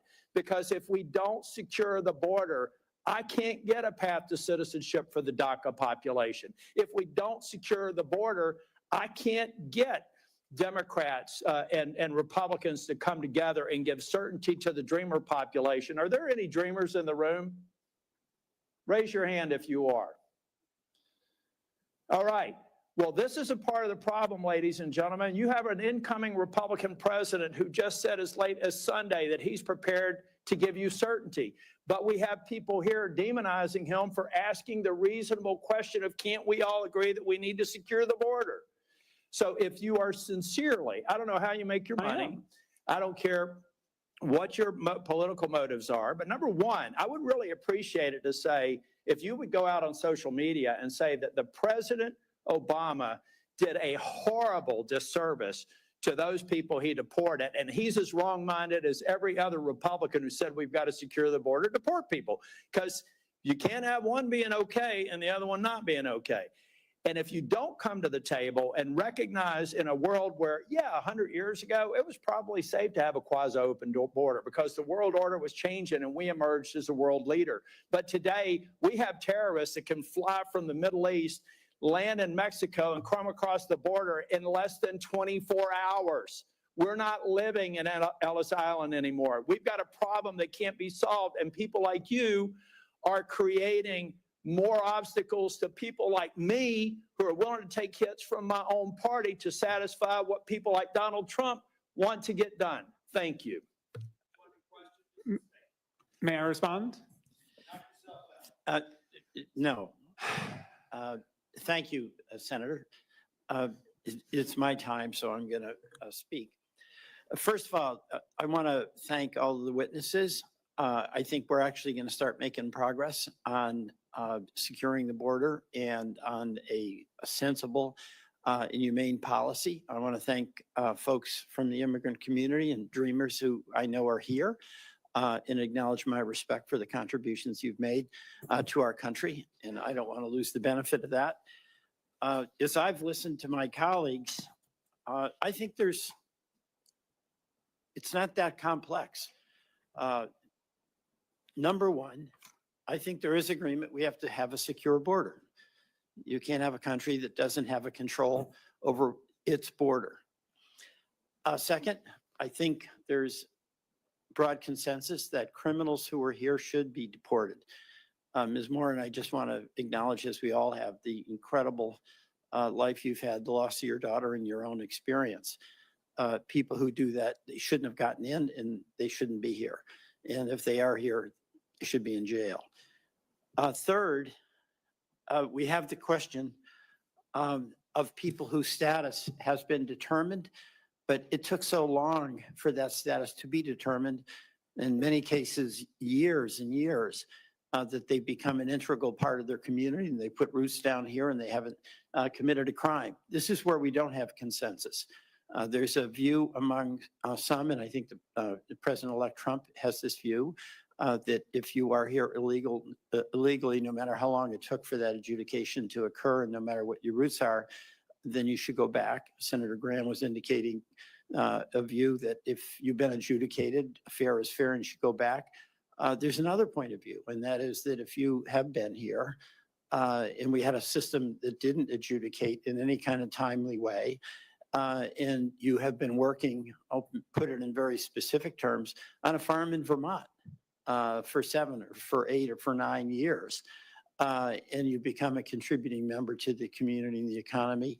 There's another approach one could take where you might pay a fine, you might have to make amends for the fact that you came here illegally, but there'd be an acknowledgement of the contributions you've made, the roots you've established, and what the harm to the community would be. And that certainly would be the case in Vermont, just speaking about agriculture. I just can't imagine, actually I can't imagine, I've talked to some farmers who, if they lost their labor, would lose their farm because cows don't milk themselves and they are not able to get local labor to do that. So there is a real potential here for us to find common ground and get something done that is securing the border, that is deporting criminals, that is making judgments about allowing people the option of paying a fine where there would be a deterrent as long as we have a secure border. You know, Ms. Morin, I just want to ask you, you've suffered so much, and I want to express to you my gratitude for your advocacy on behalf of others. But if we had a secure border, you're advocating for that, if we have, and that keeps criminals out, right? Would it be in conflict with what you think would be a reasonable outcome for like dreamers, for instance, kids who came here with their parents, who've not committed any crime, who've become parts of the community? Would that be something that you would see as a reasonable outcome to find a way for them to have a legal status? A couple of things from listening to everyone speak. One, as an American citizen and not a politician, so I don't know all the ins and outs, but just what I'm hearing is the bottom line is profit. To an American citizen, they're hearing you're putting profit above American lives. So that's the message you're communicating. For me personally, our country is made of immigrants. We have 250 years or more of immigrants that have come to this country and have built the country to what it is today. And we are descendants of those immigrants. The issue is having an open border that allows an invasion of people that compromises our national security because our borders, we don't have enough border agents to stem the flow of immigrants, but then also they bypass the law to speed up them coming in. And in doing so, they miss all the criminals that are coming into our country. So I think we need to put those laws back into place and to practice so we can catch them at the border. And then I think that we should work towards those that have come to the country. If it's illegal, the very word itself means unlawful. So are we saying it's okay to come to America in an unlawful way? There has to be some kind of a line, a precedence of what is lawful and what isn't lawful. Well, I thank you for that. I mean, the heart of, at least as I hear what you're saying, is that we have to have a secure border in the first place. Yes. Yeah, well, thank you again. My time is up and I'm going to, are you next? Polly? Senator from Missouri. Thank you, Mr. Chairman. Thanks to the witnesses for being here. I have to say, I'm kind of amazed that we're holding this hearing. To me, it's remarkable that the idea of actually, as you were just saying, Ms. Morin, the idea of enforcing our laws, protecting our border, securing our streets from criminals, it's amazing that that's controversial at all. And it says something a lot about the other side of the dais that we're having this hearing today. Let me just ask you, Mr. Reifland-Melnick, I mean, is it really such a bad idea to deport people like the criminal who killed this young man? This is Travis Wolf. He was 12 years old when he was killed. He was mowed down, and I do mean mowed down, in a car by an illegal immigrant, 12 years of age, walking along a sidewalk in my state of Missouri, mowed down by an illegal immigrant who I think also had a prior criminal record. Is this such a bad idea to deport the person who killed him? Any person who commits a heinous crime should suffer the consequences under the law. Good. What about Officer David Lee? Officer David Lee was killed in Missouri just a few months ago by another illegal immigrant, once again in a car, who used it as a lethal weapon to ram him and kill him. Is it so wrong, such a bad idea to deport the illegal immigrant who killed this good man? Again, any person who commits an awful act should face the full force of the law. And We've I've had never said multiple otherwise. stabbings in the state of Missouri at laundromats in O'Fallon, Missouri, where innocent civilians were going to do their laundry of an evening and were attacked with knives, slashed, bled, stomped upon. Should the illegals who did that, should they not be deported? No, as I said, if you commit an offense, you should face consequences. But the overwhelming majority of the 13 We've million had people officers here assaulted today in have Kansas not City on the committed other side any of the offense. state who have been assaulted by illegal immigrants. One officer required over 100 stitches to the head, a police officer, earlier this year. Should the illegal immigrant who did that not be deported? Again, they should face the consequences of the law, but they are a very small minority of the population that President Trump is promising to deport. Well, let's talk 13 about the million rest people. of the people who you don't want to be deported. You said in an article that you wrote recently, new report shows devastating costs of mass deportation. You wrote this in October. Do you remember this piece? Yes, that is a summary of our report. that Yeah, we published so in this October. piece, and it's also in your written testimony, you talk about how much the economy will lose if the United States actually enforces our immigration laws and deports folks who are here illegally. And I want to quote you now. You say some industries would be particularly hard hit, including construction, agriculture, and hospitality, which combined would lose more than 2.5 million workers. What's the argument here? That there aren't American workers who are available to do those jobs? No, and as I said previously, there likely are, but the issue is that And you don't want their wages to rise? I think that we want to pass a path to citizenship so we can have a level and fair playing field Why would for you every not? American. Why would you want American citizens and those who are here lawfully to have to compete against illegal immigrants who, by the way, are often I paid don't not want that. minimum wage, who are not given the federally mandated benefits precisely because they're here illegally? Why would you want to drive down the wages of millions of working Americans who can't get those jobs in construction, agriculture, and hospitality because illegal immigrants are getting them, and suppressing wages in the meantime? Why would you want to do that? Well, if you didn't hear from my initial testimony, you know I don't want Oh, that. listen, want I read your exploitation testimony word for to word, and avoid- I've been watching it, and I know what the answer is. You don't actually care about working people because you're absolutely hell-bent on this ideological agenda of opening our border. You want to give everybody who's here a path to citizenship. You want blanket amnesty. You talk about mass deportations. That's your word, not Trump's. You want mass amnesty, right? It's right here in your testimony. We want a path to citizenship for That's people amnesty. who pass a background check, who pay a That's fine. amnesty, who you and just that said way is we'll get millions of a people, level 13 playing million people. Right, 13 million people you want to dump into the labor force. They are Who already will in the drive labor force, illegally? Senator. They're here, Yes, taking jobs so from let's American make it citizens and selling. legal Oh, and avoid perfect. So this. here's your plan. So just if you're wondering, America, here's the Democrats' plan. Take the 13 million plus illegals who are here, taking jobs from Americans, taking wages down, taking health care benefits, and bring them here legally so that they can continue to drive down wages, flood the labor force, and suppress all Senator of the Hawley, they above. can't flood the labor force if they're already part of the labor force, which is They the are economic flooding the issue labor today. force now. That's what's happening now. Why The do you think majority wages have been here flatlined? for over 15 years. Many millions have been And here what has since the happened to Reagan working class administration. wages in that time, Mr. Reichlin-Melnick? Working Have class they gone wages up? are currently going up. Yes. Oh, really? They've have gone up over the last year. 15 years? Over the They're last up? 15 years, I will have to consult the economists on that matter. Yeah, they're down, way down. What world do you live in?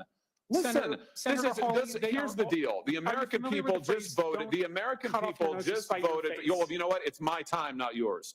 So you're here to answer my questions, not to offer a soliloquy. And let me just end with this. The American people just got a good look at your economic program, and they voted against it. We had an open border for the last 4 years. We have had de facto amnesty, as you yourself just said, for the last 15 plus years. It has been a disaster. People have died because of it. Wages are lower because of it. Our streets are in chaos because of it. And you and the Democrat Party just say more of the same, more of the same, let's double down. I would just say to you, I think that's insanity. I think it's total insanity and the American people to do. So literally, we have a choice. We can either hurt the economy or help the economy. And if we want to deport 13 give us the economy to give American workers jobs, Senator from Texas.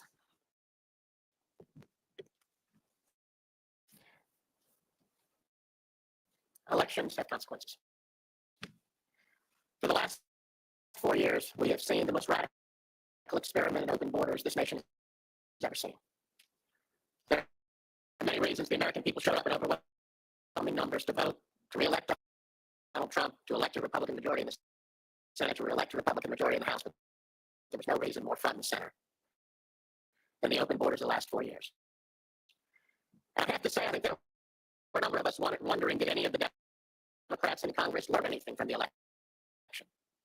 And the existence of this hearing makes very clear the answer is no. We've seen 12 million people come into this country illegally under Joe Biden and Kamala Harris. My home state of Texas has seen more than 8 states in the country. There is a reason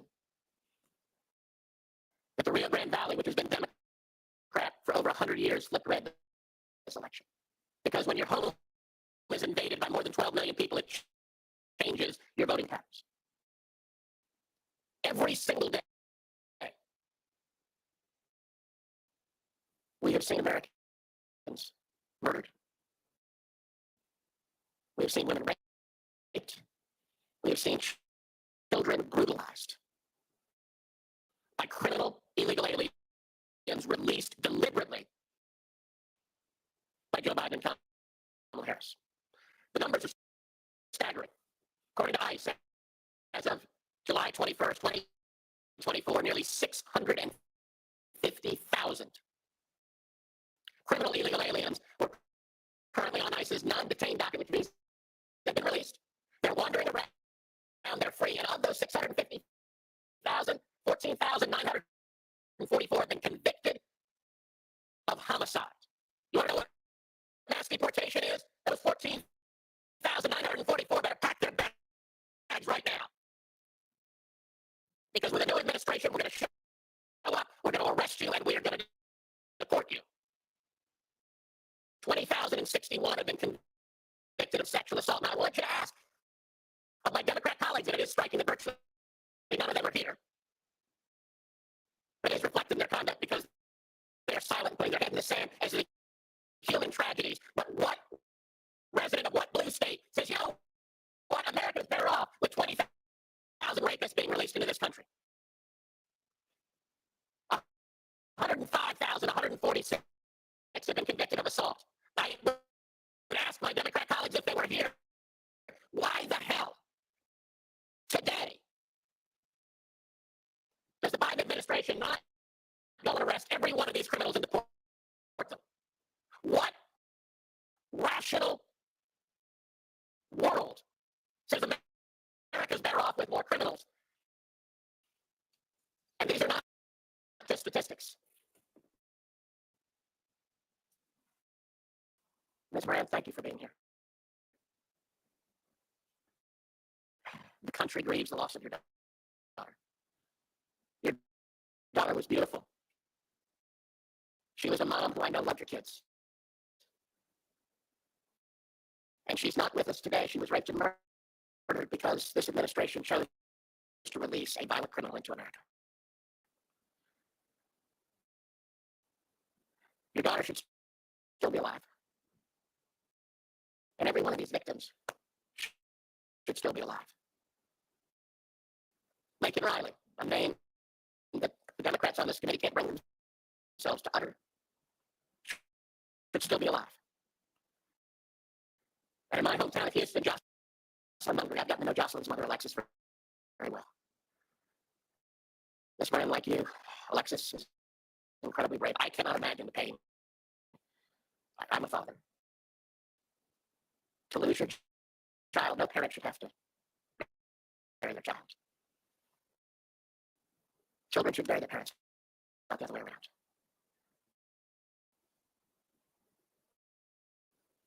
It is wrong what happened to you.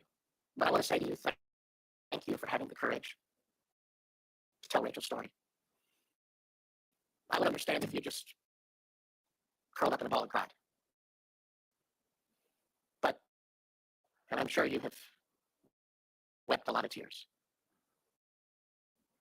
But thank you for having the courage to tell Rachel's story.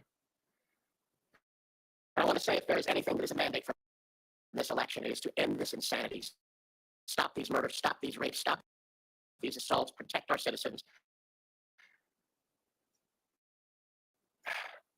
And Ms. Morin, I just want to give you the opportunity at the end of my questioning to share from your perspective why this matters, why we should stop releasing criminals into America. In order to prepare for this hearing, I was actually looking at statistics over the last couple of days, and most of the rape and murder statistics of illegal immigrants are actually against children. And to me, that's astounding. I don't know how many people here have children or grandchildren, but can you imagine your 7, 8, 9-year-old daughter being forcibly raped by a stranger? Sometimes multiple times. This is the culture, and I realize it's not all immigrants, but this is the culture that they come from, this kind of violence. They grow up in it, in their countries. To them, it's just part of what they've known for their lives. But to bring that criminal culture into America, it's destroying our families. I know of women in my hometown that have come up to me because they know I'm Rachel's mom and say to me, some guy just ran up behind me and tried to pull me down to the ground. And if it wasn't for the fact that I could fight him off and run to a store to call the police, I might not be here. And in one incident, that man had attacked 7 other women. Why are we allowing this? And then the women and children that are raped, and because they're so ashamed of what's happened to them, how they've been so violated, they don't say anything. So the numbers are grossly underestimated, I believe, as far as the crimes that are happening in our country. And I think we need to stop this. Thank you very much. Thank you very much. I appreciate all the work.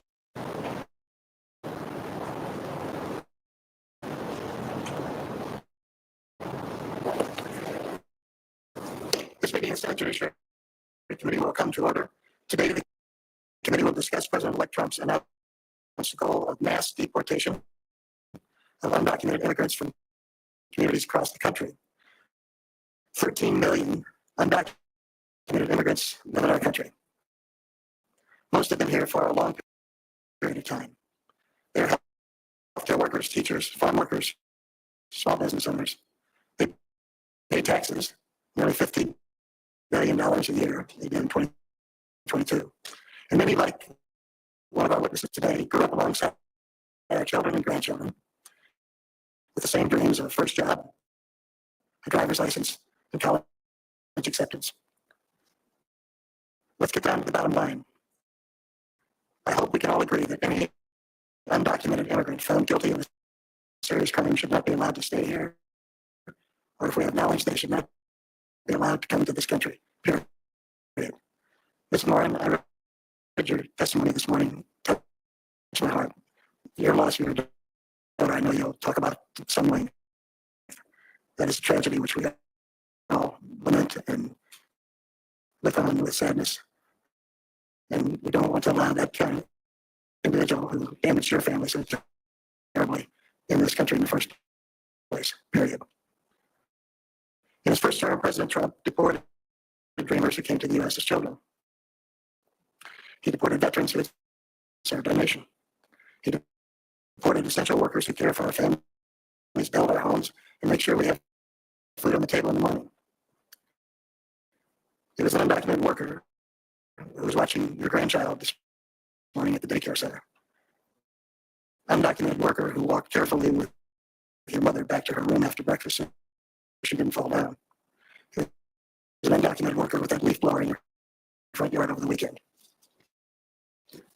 Now, President-elect Trump has pledged that on the first day of his new administration, he will declare a national emergency and use our military as part of a mass deportation plan. I've made a living out of politics, as have my colleagues at the table here. During the course of the campaign, you can make promises. Sometimes they come true and sometimes they don't. The notion of Mexico building a wall on our southern border was repeated over and over again. It didn't happen. There was an extension of the wall on our border, but Mexico didn't pay for it. Things change when you go from high-flying campaign rhetoric to ground. Think about using our military for a mass deportation plan. I'm sure it would have a damaging impact on the morale of the troops, rounding up people in their own communities at a time when we're already facing the most serious recruitment challenge in years. Listen to the words of Stephen Miller, who now has been promoted to a higher level position, Deputy Chief of Staff for Policy for incoming President Trump. Here's what Stephen Miller said. In terms of personnel, you go to the red state governors and you say, give us your National Guard. We will deputize them as immigration enforcement officers. If you're going to go into an unfriendly state like Maryland, Stephen Miller said, well, there would just be Virginia during the arrests in Maryland, right? Very close, very nearby. Almost a nonchalant attitude toward the notion of sending the National Guard from one state to the other to end up sending people out of this country. In addition to weakening our military, it would cost hundreds of billions of dollars to deport every undocumented immigrant in our country. It would damage our economy and separate American families. Instead, we should focus on deporting those who are truly a danger to America. And we should give the rest a chance to earn legal status. They would have to register with the government, certainly pay their taxes, and submit to serious background checks. Most Americans, nearly 2 out of 3, agree we should give lawful status to undocumented immigrants who don't pose a threat to our country. That's what we did in 2013. A bipartisan group of 8 senators, including myself, Ranking Member Graham, drafted a bill to reform our immigration laws that secure our border. 2013 it was. That bill passed the Senate 68-32. Unfortunately, it wasn't taken up by the House of Representatives and the Republican majority. The notion behind that was that everyone would be under a requirement to come forward and identify themselves to the government. All the undocumented people in this country. And if they had identified themselves, went through a background check, paid their taxes, they could continue to live and work here without fear of deportation. In fact, in our bill, over a long period of time, a really long period of time, they could be on a path to legality and citizenship. That's a starting point that I think makes sense. Not mass deportation, but mass accountability. So we know who's here. And how it would make a difference? We go to E-Verify to make sure that if you didn't go through that process in our bill, you couldn't legally work in the United States. So there was an enforcement. It was serious. I'm glad it was part of that effort, and I hope we can return to the discussion. Over the weekend, the President-elect Trump watched his interview on Meet the Press. He said some positive things from my point of view. And he really challenged us on the Democratic side to work with him when it came to the dreamers. I accept the challenge. Name the time and place, Mr. President. I'll be there. The reality is that Congress, for almost 40 years, has failed to fix our broken immigration system. We've had opportunities to do it. I hope we can find more in the future. We should use our 2013 immigration bill as a starting point instead of mass deportations. As I said, mass accountability. Let's fix our broken immigration system in a way that protects our country and honors our heritage as a nation of immigrants. Now I recognize Senator Graham. Thank you very much, Mr. Chairman. From our point of view over here, one of the primary issues facing the American people in 2024 for president and other elections, who is best able to control a broken border. Most Americans are sympathetic, kind-hearted people who feel like the Biden administration was criminally negligent in protecting us by having a broken border and allowing drugs to pour into our country to kill tens of thousands of young people, allow people to come to our country who are convicted felons to do damage to families we'll hear from today. That nightmare is coming to a close. In January of 2025, the Republican Senate will make its top priority a transformational border security bill that will be taken up and passed by the Budget Committee, increasing the number of bed spaces available to detain people instead of releasing them, increasing the number of ICE agents to deal with people who should be deported, finish the wall, and put technology on the border so we'll have operational control of the border. That's going to be our top priority. I want to cut taxes. We will cut taxes. But as to the Senate, transformational border security goes first through reconciliation.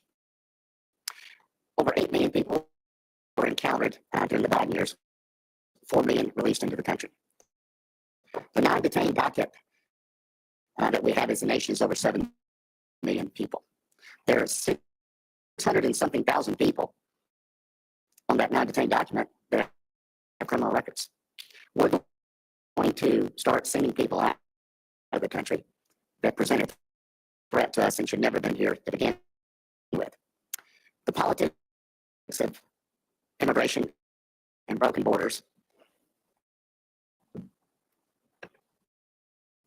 according to a couple of Democratic senators, was outcome determinative. I think they're right. So as much as I respect and admire the chairman, I think your focus is misplaced here. You should be working with us to clean up this mess. You should want mass deportations of people here illegally that represent threats to our country. How did we get to where we're at? The average annual deportation for Obama and Trump was about the same. Along comes Biden, it drops like a rock. So when you have people show up, and by the millions, and the number of people being deported goes down by 40-something%, we're incentivizing more people to come. It is our belief that the only way you'll get control of the border is for deportations to start early so people will not pay the money to the coyotes and others to come to our border in the first place because they see people leaving, not staying. If we do not have outflow, the inflow will continue. An example of a broken immigration system was the abuse of parole by the Biden administration. Mass parole of people who did not meet the 2 criteria under the parole statute. The man who's been convicted of killing Laken Riley was paroled into the country because there was no bed space. There's nothing in the statute that allows parole because we had no place to put you. There's 38,000 beds. We're going to increase that dramatically. One of the witnesses here today, his family was destroyed by a man who had been deported 3 times. The 4th time was not a charge. So if you're here illegally, get ready to leave. If you're a criminal, we're coming after you first. If you've been paroled illegally, we're not going to give you the roots to attach yourself to our country because you should not have been here in the first place. As to the dreamers, hopefully we can find a solution to that problem. What I want to do is regain control of a broken border really quickly. The highest number of people on the terrorist watch list in our country exists today. Hope that number will go down pretty quickly. I know Senator Cornyn's on the Intel Committee. In many ways, a broken immigration system has created a ticking time bomb for our national security. So yes, the Republican Party will pass as its top priority border security, more bed spaces so you don't have to release people that shouldn't be released, and more ICE agents to deport people who represent a threat to our country and shouldn't be here to begin with. We're going to do that.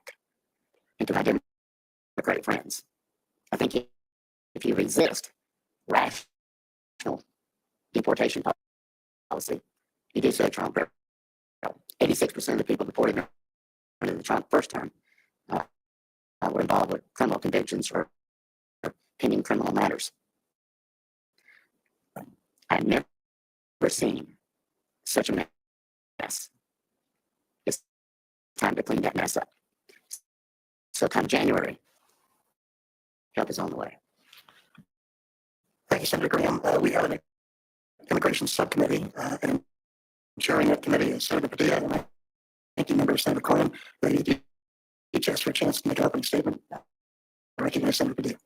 So, thank you, Mr. Chairman, and the Senator Graham, and I want to thank each and every one of the witnesses that are here today for obviously a timely and important discussion, but taking place during an uncertain and unnerving time for many in our nation's history.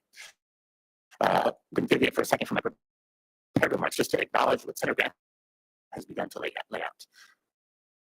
This topic, this issue, is certainly complex.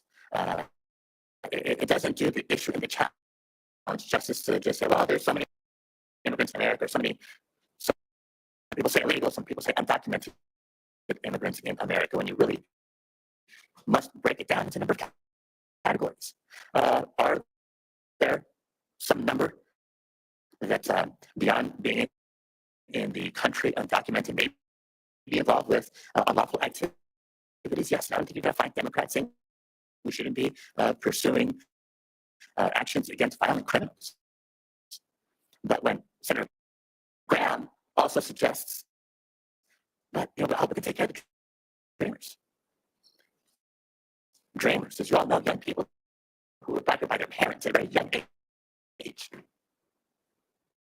but have grown up here and are undocumented. Are they also the target list of deportation, or not? Because we could look at them in a different category. The Republican colleagues want to cooperate and collaborate on legal status and pathways to citizenship for farm workers, for example. And I get back to them and other essential workers in America, but just because you're undocumented, does that mean you are on the target list, yes or no? Or are we going to have the maturity and act responsibly to kind of break down a complex conversation? Because, number one, yes, Democrats believe we need an orderly, safe, and humane border. Number two, yes, we should not hesitate to pursue enforcement actions against violent criminals. But let's be clear what we're talking about today. This hearing is on the eve of the next Donald Trump administration. And we've heard for months and months and months now that the campaign trail promise mass deportations. We've heard him over and over again commit to, quote, the largest deportation operation in American history. And we've had big ones for folks watching at home. Google Operation Wetback and begin to do some homework. We even heard Donald Trump say that there will be no price tag for deportations, and heard a promise on Truth Social to use the United States military to execute it. Now, I can already hear some of the rebuttals from Republican colleagues to suggest that he doesn't really mean all immigrants. He's only talking about violent criminals. Well, I wish I could believe that he's only committing to targeting violent criminals because we agree on that front. But pardon me if I'm skeptical, we've seen him. We've seen Donald Trump in the past and how he operates. Do you remember the Muslim bans he imposed early in his first term and the family separation at the border that we witnessed for years? So I've seen enough to know that what he may plan to prioritize, in effect, he will be targeting all undocumented immigrants, which will inevitably include those without criminal convictions of any type. Now, previous administrations of both parties, you saw some stats been presented, policy previous administrations to prioritize the deportation of those with criminal convictions. But what we're hearing from incoming President Trump isn't that. Look at who he has put in these pivotal roles to help him execute. A loyalist in Christine Ohm at DHS, extremist Stephen Miller as Deputy Chief of Staff for Policy, and Tom Hellman as Border Czar, who told undocumented immigrants to the press, quote, "You should be afraid." And quote, "Dreamers, farm workers." That's the message. And they promised woodside raids to prosecute anyone who stands in their way. They're pushing an extremist agenda. On top of the fact that it's separating spouses and ripping away children from their parents, citizen children from sometimes undocumented immigrant parents, isn't just cruel. It's not just morally wrong. Here's another very important reason why Americans should be concerned. For anybody whose vote this last November was motivated by high prices of food, of housing, of anything else, understand that the mass deportation Donald Trump is describing will be disastrous to our economy. Again, I'm not trying to justify those involved with criminal activity. We're on all the same page there. I'm talking about non-violent criminal, undocumented immigrants.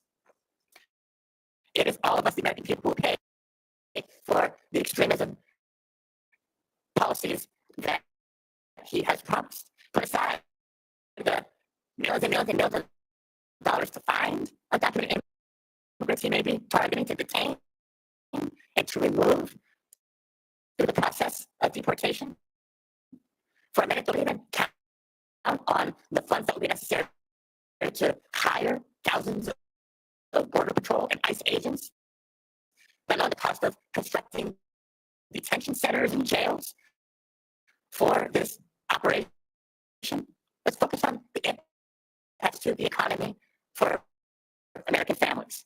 Because the fact is, there are millions of undocumented immigrants living in the United States today who are working in industries critical to our entire economy. Undocumented immigrants make up maybe 15% of all construction workers, for example. And roughly half of our agricultural workforce. Again, if you care about the cost of housing, you care about food prices at the grocery store, you should be paying attention. Because if tomorrow Stephen Miller could snap his fingers and have his way, our annual GDP would drop roughly 6.8%. Imagine all the losses of the Great Recession, and then still shrinking the economy another 2.5 points.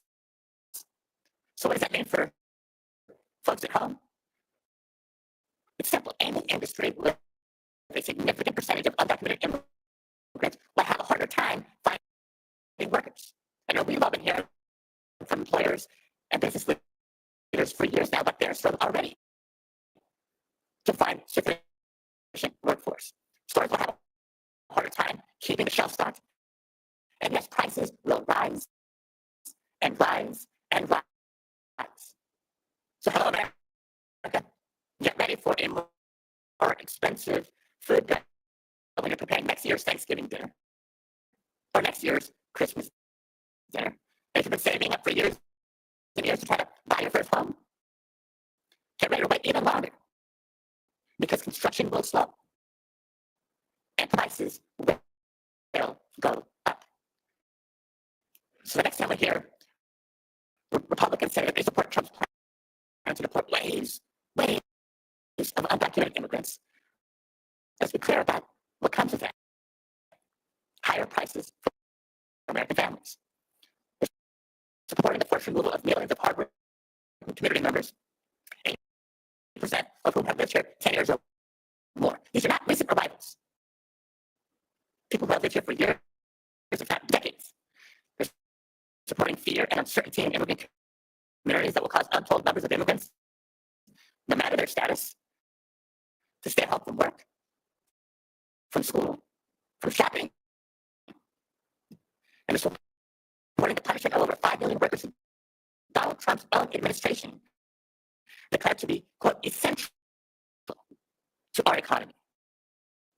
Essential workers who fed us and kept us safe during the COVID-19 pandemic. So if you agree with this narrative, at least that segment deserves better. The colleagues join me in supporting the citizenship for essential workers at the essential workers that the Trump administration deemed critical to our nation's economy and security. Let's provide them with some legal status up front and a pathway to earn citizenship because we need them. Our economy needs farm workers, I think you'd agree. Our economy needs construction workers, hospitality and transportation workers, healthcare workers, and students and innovators who help keep our economy and our country thriving. We don't need the massive deportations that the political rhetoric of the campaign cycle has brought us. And we certainly don't need the uncertainty, the fear, and the loss that we'll feel for years to come. So with that, Mr. Chairman, I'm looking forward to hearing from our witnesses and to today's conversation. Thanks, Senator. Senator Cornyn, like Chairman Durbin, listening to my Democratic colleagues, it's as if November 5th never occurred. That we haven't had an election. That we haven't had a referendum on the failed border policies of the Biden-Harris administration. It's been clear the crisis at the southern border is entirely a problem caused by the Biden administration's policies. It is a man-made disaster. The election, I believe, in large part was a referendum on those policies. And the American people spoke decisively, rejecting this as the new normal. They rejected lawlessness as the new normal. When President Biden came into office, Customs and Border Protection was apprehending about 70,000 illegal migrants a month. President Biden came in and reversed virtually all of the Trump administration policies, including canceling our agreements with Mexico and the Northern Triangle countries to limit illegal immigration. President Biden also attempted to impose a 100-day moratorium on all deportations. By March, illegal crossings had ballooned to 170,000 per month, up from 70,000, and then climbed progressively higher from there. Then the president used his executive authority to implement new guidelines that made clear to illegal immigrants that DHS was extremely unlikely to take any action against them until their conduct became especially egregious. Even so, criminal aliens were able to get away with a lot before any action would be taken. Take, for example, the tragic case of Rachel Morin, a mother of 5 who was raped and murdered by an illegal migrant. Her killer crossed the border illegally in February of 2023. He was suspected of committing multiple crimes even before he took her life. This tragedy and others like it could have been prevented were it not for President Biden's willful refusal to enforce the law. The truth of the matter is, President Biden's willful neglect of border security and public safety has created immense suffering for American families. And his administration is fully responsible for the fact that we have to hold this hearing today. The American people are fed up with the lawlessness at the southern border, and in November they tasked Republicans the job of cleaning it up. And that we will do. We have a big job ahead of us, no doubt. But by one estimate, there are already 1.3 to 1.6 migrants who are under the final orders of deportation who are still in the country. That strikes me as a good place to start.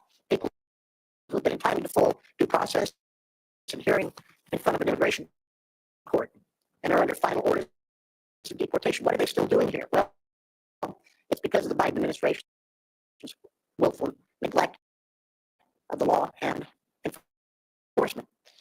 By my calculations, the Biden administration has released at least 3.6 million illegal migrants over the southern border.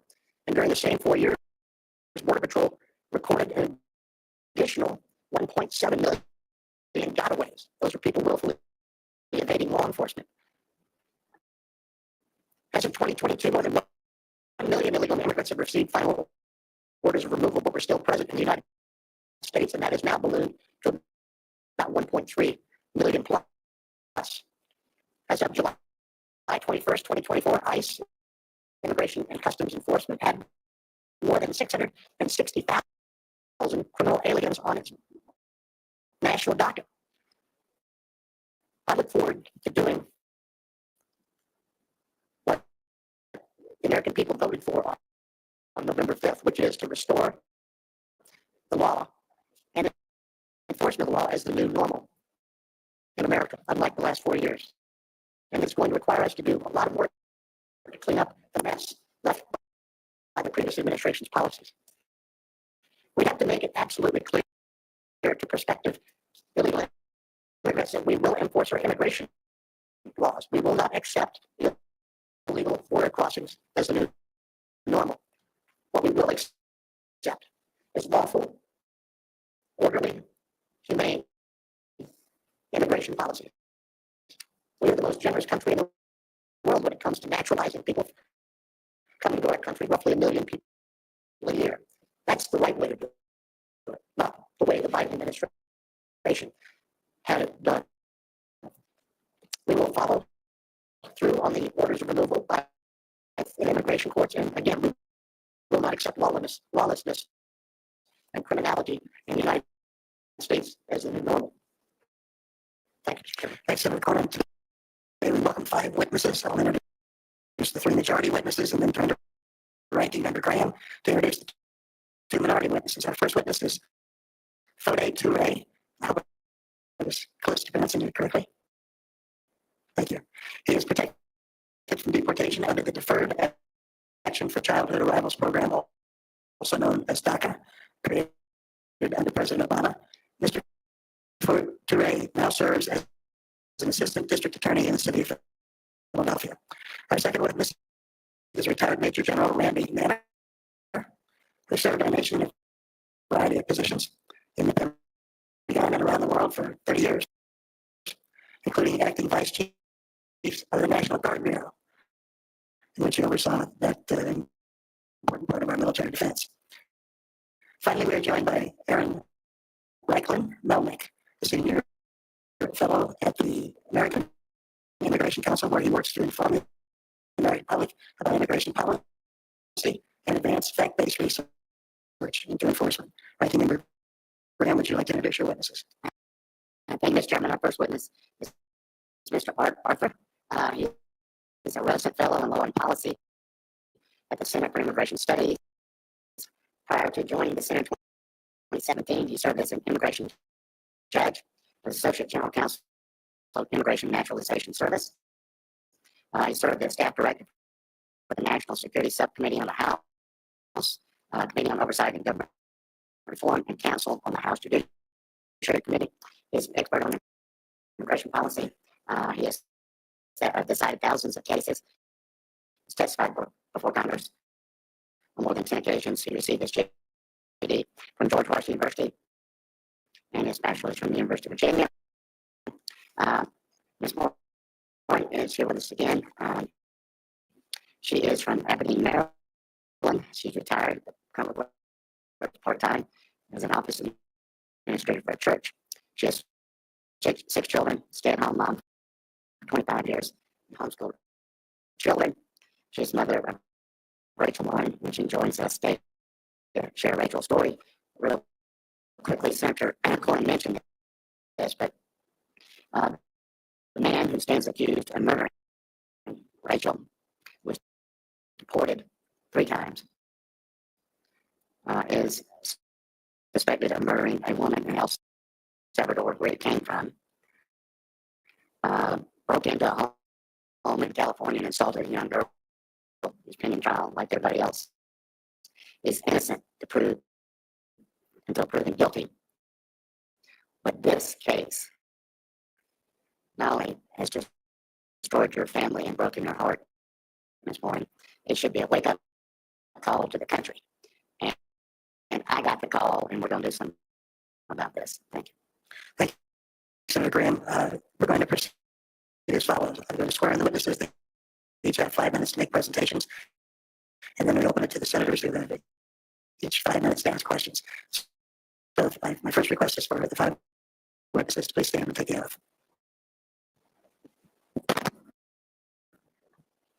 From the testimony you're about to give before this committee will be the truth, the whole truth, and nothing but the truth, so help me God. I can reflect the 5 witnesses who answered in the affirmative. Mr. Turay, you're first. Chairman Barrett, Ranking Member Graham, member of this committee, good morning. And thank you all for inviting me to speak with you today. Before I begin, I'd like to express my deep sympathy to Patty Morin for the horror she and her family have endured. My prayers are with you and those dedicated fighting for justice. My name is Foday Turay. I'm a DACA recipient, a prosecutor, a husband, and a dad. And without question, a patriot. My love for this country stems from my elementary school days, when I recited the Pledge of Allegiance with all my classmates each morning. My family came to the United States in search of freedom and safety. I was born in Sierra Leone at a time of great civil unrest. When I was 4 years old, my father was killed, and my mother and grandmother and I fled to Guinea, a neighboring country. My mother was able to migrate to the United States, but I stayed with my grandmother, who died shortly after my mother left. I came to the United States for my 7th birthday in 2003. I've been here ever since. I learned that I was undocumented when I tried to get a driver's license. It was one of the worst days of my life.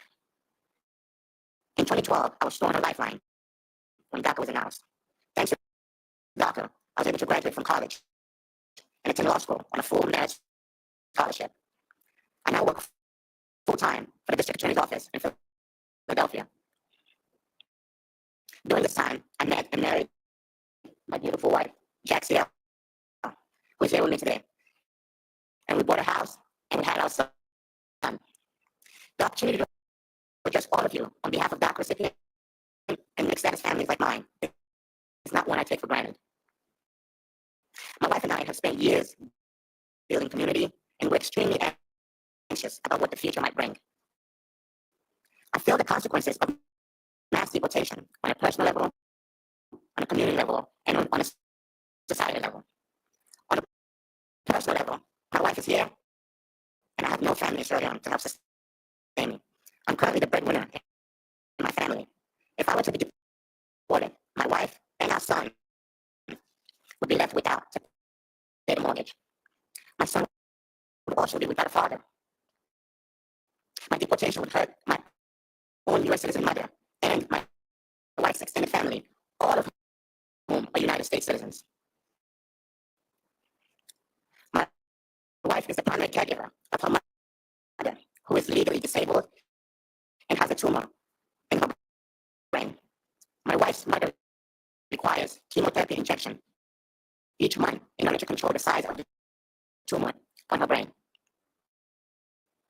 If I were to be deported, my wife would no longer be able to play such a critical role in her mother's life. My wife should not have to choose between caring for her mother, who is legally disabled and has a brain tumor, and me. My brother-in-law should not have to choose between re-enlisting the Marines next year and risking his mother's health if my wife is not here to care for her. My brother-in-law has been serving in the United States Marines since he graduated high school. On a community level, my taxes help fund my community's road, school, and overall well-being. If I were to be ripped from my community, the taxes I pay would go with me. My wife and I are also devoted Christians with strong ties to our church. Finally, the people of Philadelphia would be hurt if I were to disappear. Victims of crimes whose cases I prosecute would lose an ally in their fight for justice. On a society level, mass deportation would be devastating. As a prosecutor, I know how delicate the ties between law enforcement and immigrants can be. If immigrants are afraid to cooperate with the police or prosecutors like myself because they're afraid of deportation. We all suffer.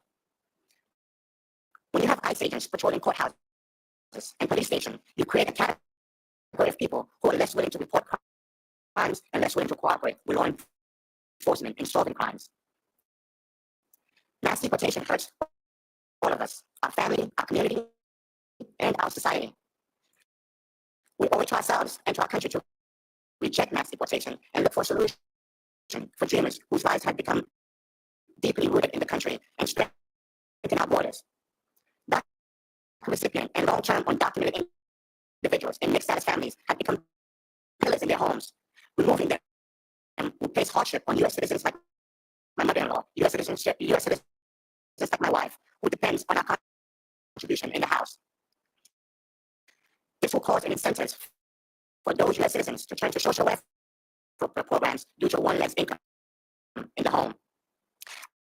After more than 2 decades here, I can absolutely state that this is my home.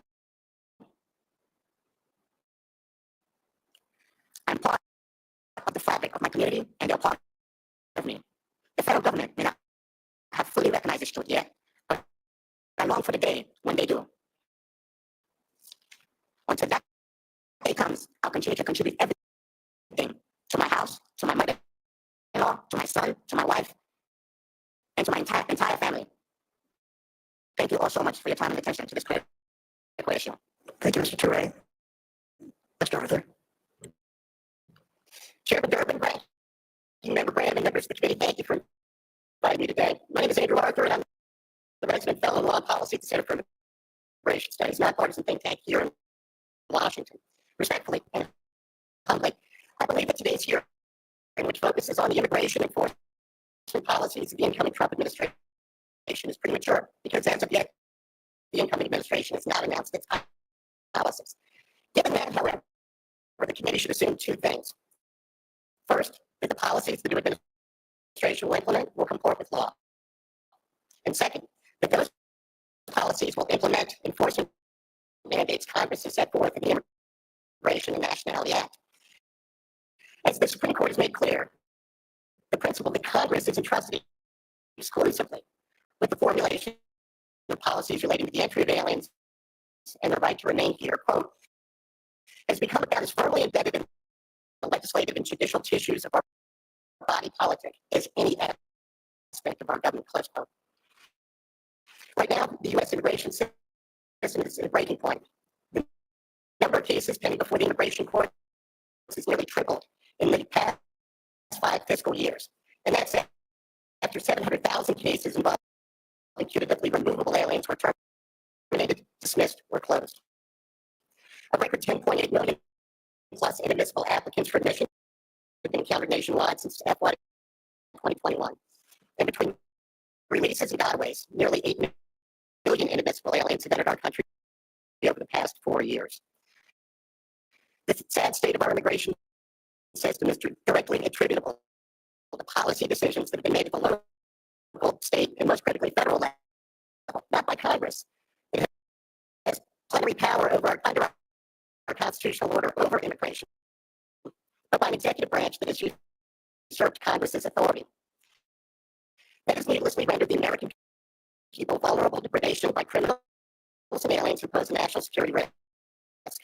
And as the chairman of the Federal Reserve has admitted, it has dampened wages for American workers, both citizens and lawful immigrants, and impacted the unemployment rate. Most critically, however, it has ruined the faith of the American people and the credibility of our immigration system. As Barbara Jordan, civil rights icon, former member of Congress, and at the time chairman of the U.S. Commission on Immigration Reform, told Congress in 1995, quote, credibility in immigration policy can be summed up in one sentence. Those who should get in, those who should be kept out are kept out, and those who should not be here will be required to leave. Close quote. With deportations, including deportations of criminal aliens plunging over the past 4 years, Senator Graham's chart showed, it's little wonder that, as Gallup reported in July, a majority of Americans want an immigration reduction, reversing a 19-year trend. The law mandates that illegal migrants be detained but that law has been ignored. The law mandates the alien criminals be removed, but that law has been ignored. And most crucially, the law mandates that foreign nationals who want to come here do so legally, but that law has only been honored in breach. This massive migrant surge has allowed our elected officials to ignore the fact that 22.5% of working age American men are out of the workforce, a 7.6% increase compared to just 2000, and 11.2% more than in 1960. Those not working Americans are more vulnerable to addiction, disease, and quote, deaths of despair, close quote. 2 weeks ago, when the United Kingdom Prime Minister Keir Starmer resolved to address the immigration source of such issues in Great Britain. And it's well past time that our government did the same. In his 1995 State of the Union address, President Bill Clinton explained, quote, all Americans, not only in the states most heavily affected, but in every place in this country, are rightly disturbed by the large numbers of illegal aliens entering our country. The jobs they hold might otherwise be held by citizens or legal immigrants. The public service they use impose burdens on our taxpayers. That's why our administration has moved aggressively to secure our borders more by hiring a record number of new border guards, by deporting twice as many criminal aliens as ever before, by cracking down on illegal hiring, by barring welfare benefits to illegal aliens, close quote. Change the tenses, and that's pretty much what President Trump promised to do when he was candidate Trump on the campaign trail. Thank you. Truly appreciate the honor. I look forward to your questions. Thanks, Mr. Arthur. General Matter. Chairman Durbin, Ranking Member Graham, members of the committee, I thank you for your invitation to speak today. For over 35 years, I served our nation in both the regular Army and in the National Guard. Prior to retiring from the Army as a Major General, I served as the Deputy Commanding General of the United States Third Army in Kuwait, as the Acting Vice Chief of the National Guard Bureau, and as the Acting Deputy Director of the Defense Terror Reduction Agency. During the time I served, I saw firsthand that our military force is the envy of the world. It is respected by our allies and by people around the world who want to live free of oppression. It is feared by our enemies and those who would do us harm. Our military members come from every possible background, representing every state, every race, ethnic group, and religion. But when they come together in the military, they are molded together in a team expected to embody the values which make America great: duty, honor, integrity, respect, selfless service, loyalty, personal courage, and excellence. President-elect Trump has announced his intent to use the U.S. military to execute his mass deportation plan. I'm gravely concerned that placing our military in this role could cause significant harm to both the institution of our armed forces and to service members themselves. There are 4 significant risks that I want to emphasize. First, using military assets for mass deportations would negatively impact the military's readiness and capability to accomplish its core mission of national defense. Our military is engaged in over 160 countries around the world. They are focused on responding to potential threats from China, Russia, and other competitors, strengthening interoperability with allies and partners, and taking care of our servicemen and their families. Our National Guard units are stretched thin, responding to natural disasters at home, while also regularly deploying overseas in active duty status.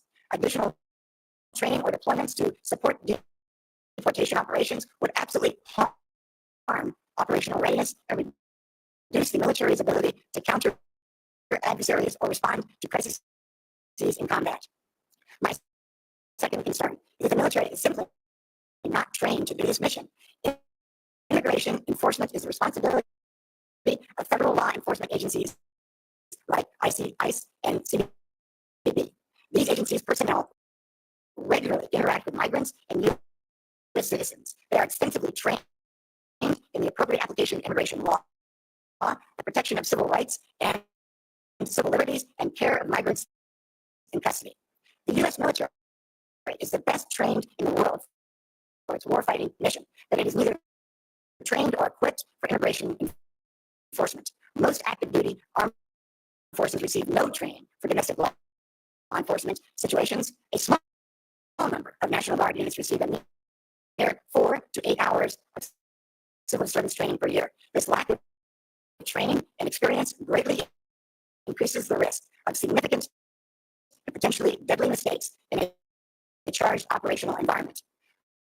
My third concern is the effect on recruiting, retention, and morale. The military is already facing its most challenging recruitment environment in 50 years. Involvement of the military in a politically charged domestic deportation efforts would only add to those challenges. It would separate service members from their families, their jobs, and their communities for extended periods of time in order to engage in a highly controversial mission for which service members would feel ill-equipped and trained. That's a recipe for disillusionment and a poor advertisement for potential recruits.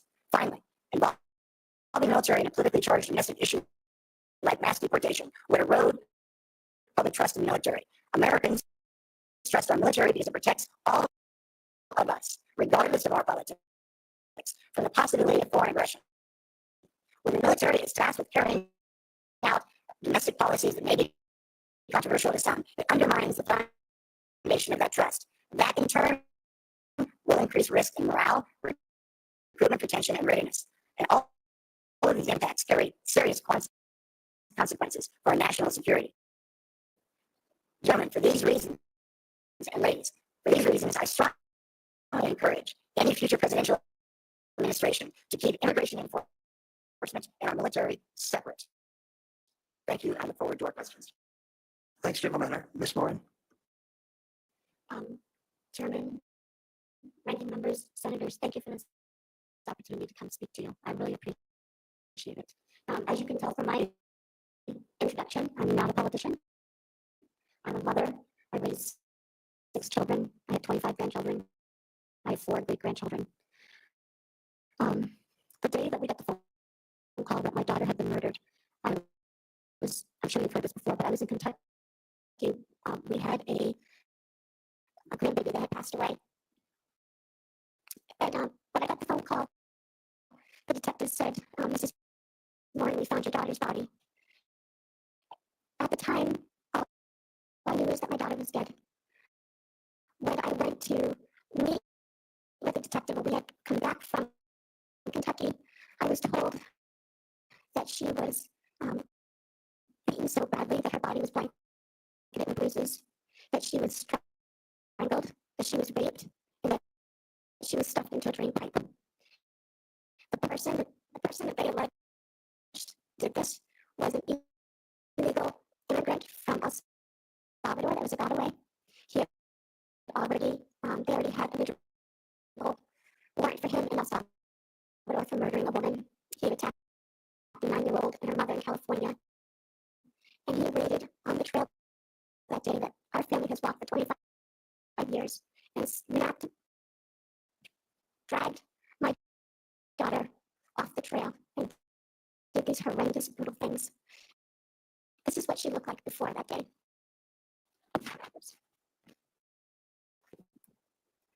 She's a beautiful woman. But more than that, you can tell from looking at her just the light that comes out of her. She was a happy person. She loved her children. She was a hard worker. My daughter is like so many other American girls that go about their life and they're just caught unawares from behind, dragged off the main road, trail, whatever, strangled, raped, murdered. Some have been found, some have not. I realized that deportation and illegal immigration has become such a big issue. And rightly so. We have Americans that are dying every day. And law enforcement don't want to give you the true numbers because they don't want the public to panic. In our town, we've had 2 murders by illegal immigrants. Maryland is a sanctuary state. We have sanctuary cities. I was last told that crime in Maryland has increased by 850% over the last 4 years. We have over 154,000 convicted criminals, illegal immigrants that are criminals in our country at this very moment. I think deportation is necessary. The American people should not feel afraid to live in their own homes. When I was 14 years old, and I don't know if anybody knows this, but when I was 14 years old, a criminally insane man came into my house, kidnapped me, made me walk 60 miles towards the Canadian border while raping me at night.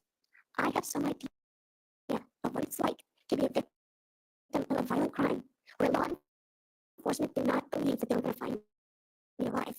So I have some understanding of what my daughter suffered. And when I was at that funeral home and saw my daughter's body, because the case, the hearing is not until April, I can't tell you in detail, but I can tell you this one thing.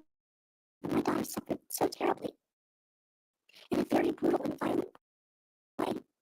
And these type of immigrants should not be in our country. And because we have open borders, and because everyone is allowed in, and because the law is not being carried out at the borders, if they had done the DNA swab, the 3 times they encountered this person that's allegedly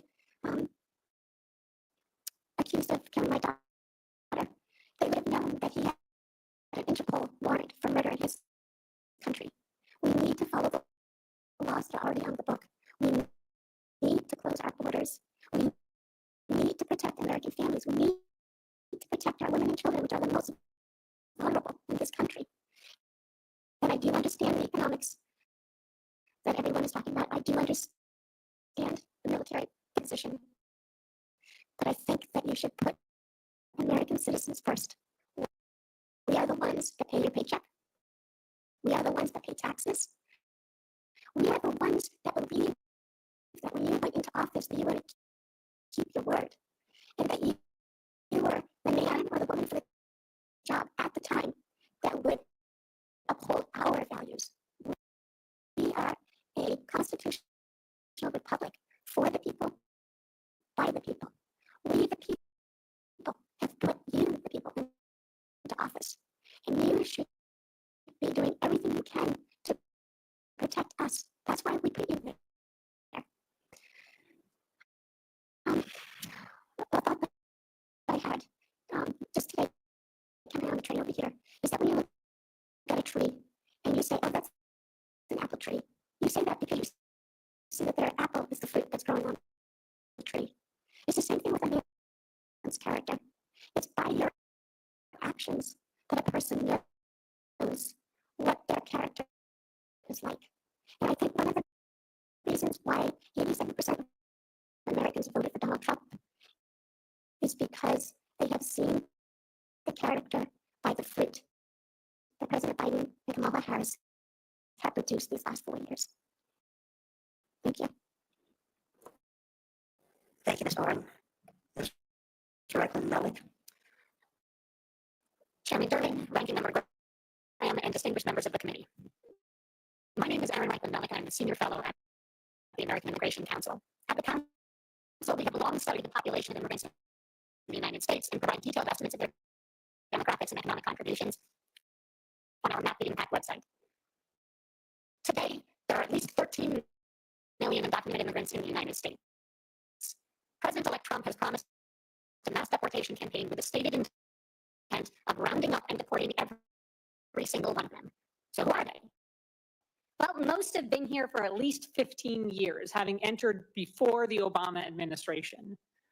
Over 4.8 million people have been here for 25 years or more, with no path to permanent legal status, no line for them to stand in. Most undocumented immigrants have spent decades living, working, and putting down roots, all at constant risk of deportation. Nearly all are either employed or attending school. Some have permission to work legally. Most do not, putting them at increased risk of exploitation. They are farm workers, meat packers, cooks, waiters, construction workers, factory workers, delivery people, home health aides, nurses, teachers, artists, writers, musicians, entrepreneurs, and yes, even lawyers. Undocumented immigrants are also more than their jobs. They are parents, spouses, partners, brothers and sisters, grandparents and grandchildren, loved ones and friends to millions of U.S. citizens and permanent residents. 5 million U.S. citizen children have at least one undocumented parent.